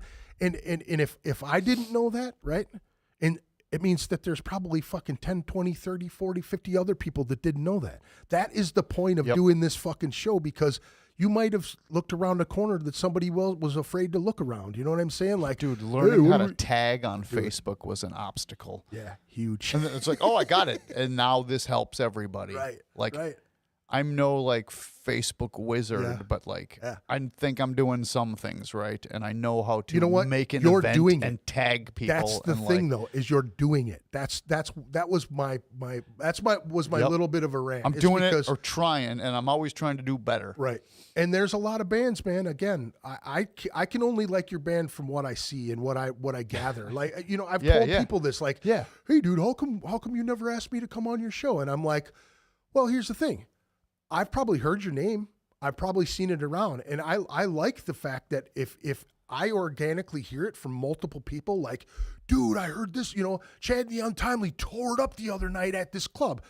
if I hear that more than a few times, what the fuck am I going to want to do? I'm going to go, Yeah. I want to know what the fuck they're doing. I want to have them on here to tell me the story of how it all got put together. You know what I'm Yeah. saying? To me, that's the most interesting part about it, because so many of us, and this is the thing nowadays, is that the media, fear, politics, religion, there's so many things that divide us, right? But the things that put us together, we don't put enough focus on, right? We don't appreciate the fact that we're learning from each other, honestly. Are we though? You know what I mean? Like, are we shutting ourselves down because we're angry about these stupid little fucking things that really on a when I wake up in the morning, is it really going to affect me? And I'm not saying this because I'm trying to like shun these, you know, do I want people to be treated less? Do I want their rights to be taken away? Absolutely not. That's not what I'm saying. Mm-hmm. What I'm saying is that the things we do learn from each other, from the fails or the triumphs over it being in anything, right? We're not focusing enough on what we're learning from all of this. Like, we're learning that things aren't working, things are shutting down because we're all shutting down. Repeating a pattern. We are, ignorance. and that's the saddest fucking thing about it. And I think that's the craziest thing, is that people don't flip it. Everybody wants to be positive, but they don't stop and go, okay, I'm going to stop being fucking negative every single fucking day and attacking every single person that brings something up. You know what I'm saying? I think it's. Sorry, I got all worked No, up. dude, But it's the I truth. will match your. It's the truth, man. You know? your emotions, but like, I would like to hope that without John, I see you in the chat, man. the Sorry. external people pushing us to hate and fight, I think we would like to see each other get better. Succeed. It's like for instance, it's easy to get excited when your kid or somebody in your direct group learns something new and grows as a person. It's like, wow, I'm fucking proud of you. Yeah. That is amazing. Yeah. I'm not even jealous. I'm envious. Yeah. And now I want to better myself while paying homage and acknowledging your growth, right? But I think there's, maybe I'm going to get a little conspiratorial here. There's people that see that there's no money in that. Yeah. There's tons of money in keeping people fighting and ignorant and buying the fucking McDonald's and the Burger King. Guilty. I fucking rushed over here and had that shit today. Right. Not proud. I'm part of the problem, and I don't want to be. Right. No, I get it. I get it, man. So, like, I think without outside ridiculousness interfering with humanity, I think on some level, at least I'd like to hope that we want to see each other grow and nurture. Yeah. I think but it, maybe I there's think like a problem, or like, I think it's really a testament of who you are as your personal growth, man. If you can accept the fact that you want to see other people succeed, and it's not about you. Right. You know what Like, I mean? It's selfless to just be like, I'm fucking happy for you, dude. Like, I don't need the $1,000 you got in your pocket. I'm glad that you made that $1,000. I want to learn how to do it, and I think it's amazing. But dude, keep making that $1,000 in your pocket. To my point, where I was trying to say, like, if it's in your circle or your family, it's easy to do that. Yeah. I think we need to learn how to do that with people who don't look like us, act like us, or live in our same surroundings. Yeah. When we can do that, I think things will be a little better. I think it's really tough to even, you know what I mean, to get to that, around that corner, really, you know, because there's so it's one of those when it comes big problems dividing us right now. The fear of you know, or lack of understanding of how other people live. You know what I'm saying? Like that, you know, like, you know, rich people don't have a fucking clue how the other side live. They don't care. You know what I mean? It's below them. They don't even think about it. You know, you put it, Trading Places, Eddie Murphy, fucking Dan Aykroyd. You know what I'm saying? You flip it for a little bit and see if that guy can still become successful. It's real hard to put yourself in somebody else's shoes. It is. But Projection. I think if we try and we go at arguments from that perspective, they wouldn't get as hostile. I agree. I think we'd still have difference of opinions, Yeah. but they wouldn't be as ridiculous. Yeah, I agree with you there, man.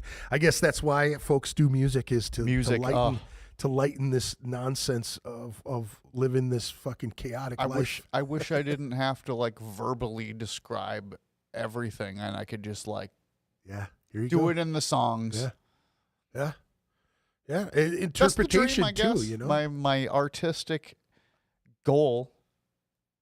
Do it through the music. Oh yeah. So I don't have to talk. Well, speaking of which, we have one left, man. I appreciate you coming in Dude, and doing this, man. This is my pleasure. Fucking awesome to have you. Great to hear how things, you know, materialize for you musically and shit. I just love hearing the stories in general, man, and the history of everything.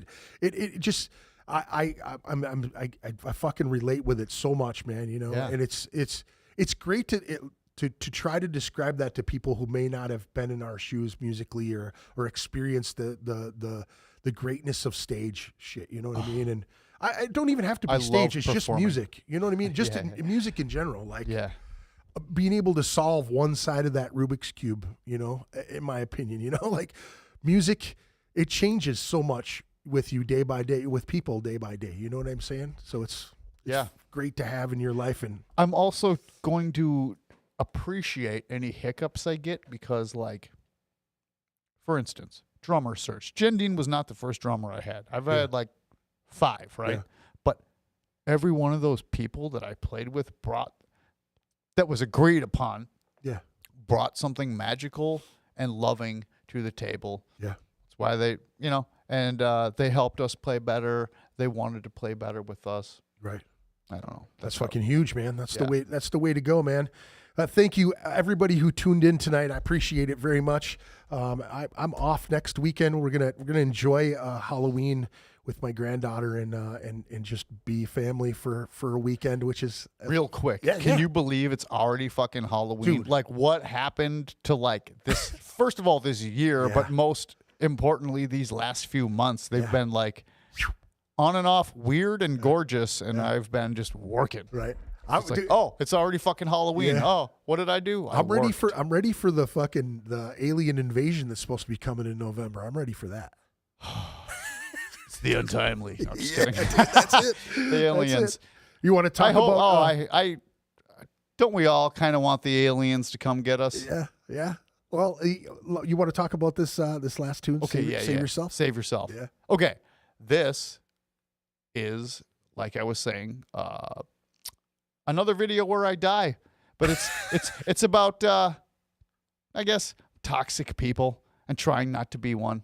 More reminders. Yeah, we all need that, man. Hopefully people will listen and learn something. Yeah, exactly. Save yourself, Chad Erickson in The Untimely. Thank you very much for showing up, man, and doing this with me. I appreciate it so much, dude. Thank you. Love everybody. Absolutely.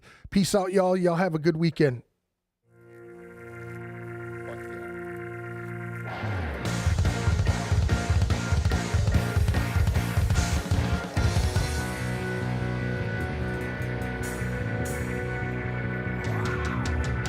The last place that you look is the last place that you'll find. The only problem is to get there. You have to have a mind. You can't save yourself from yourself. If we could, we would, but you're a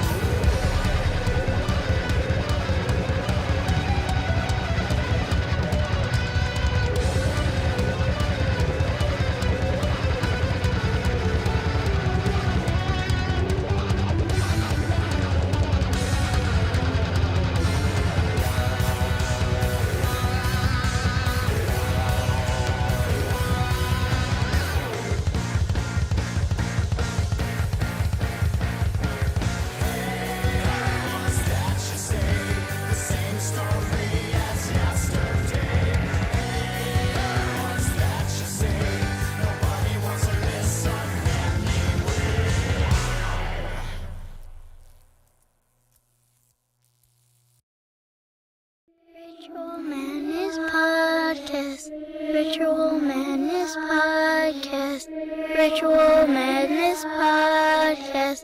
Ritual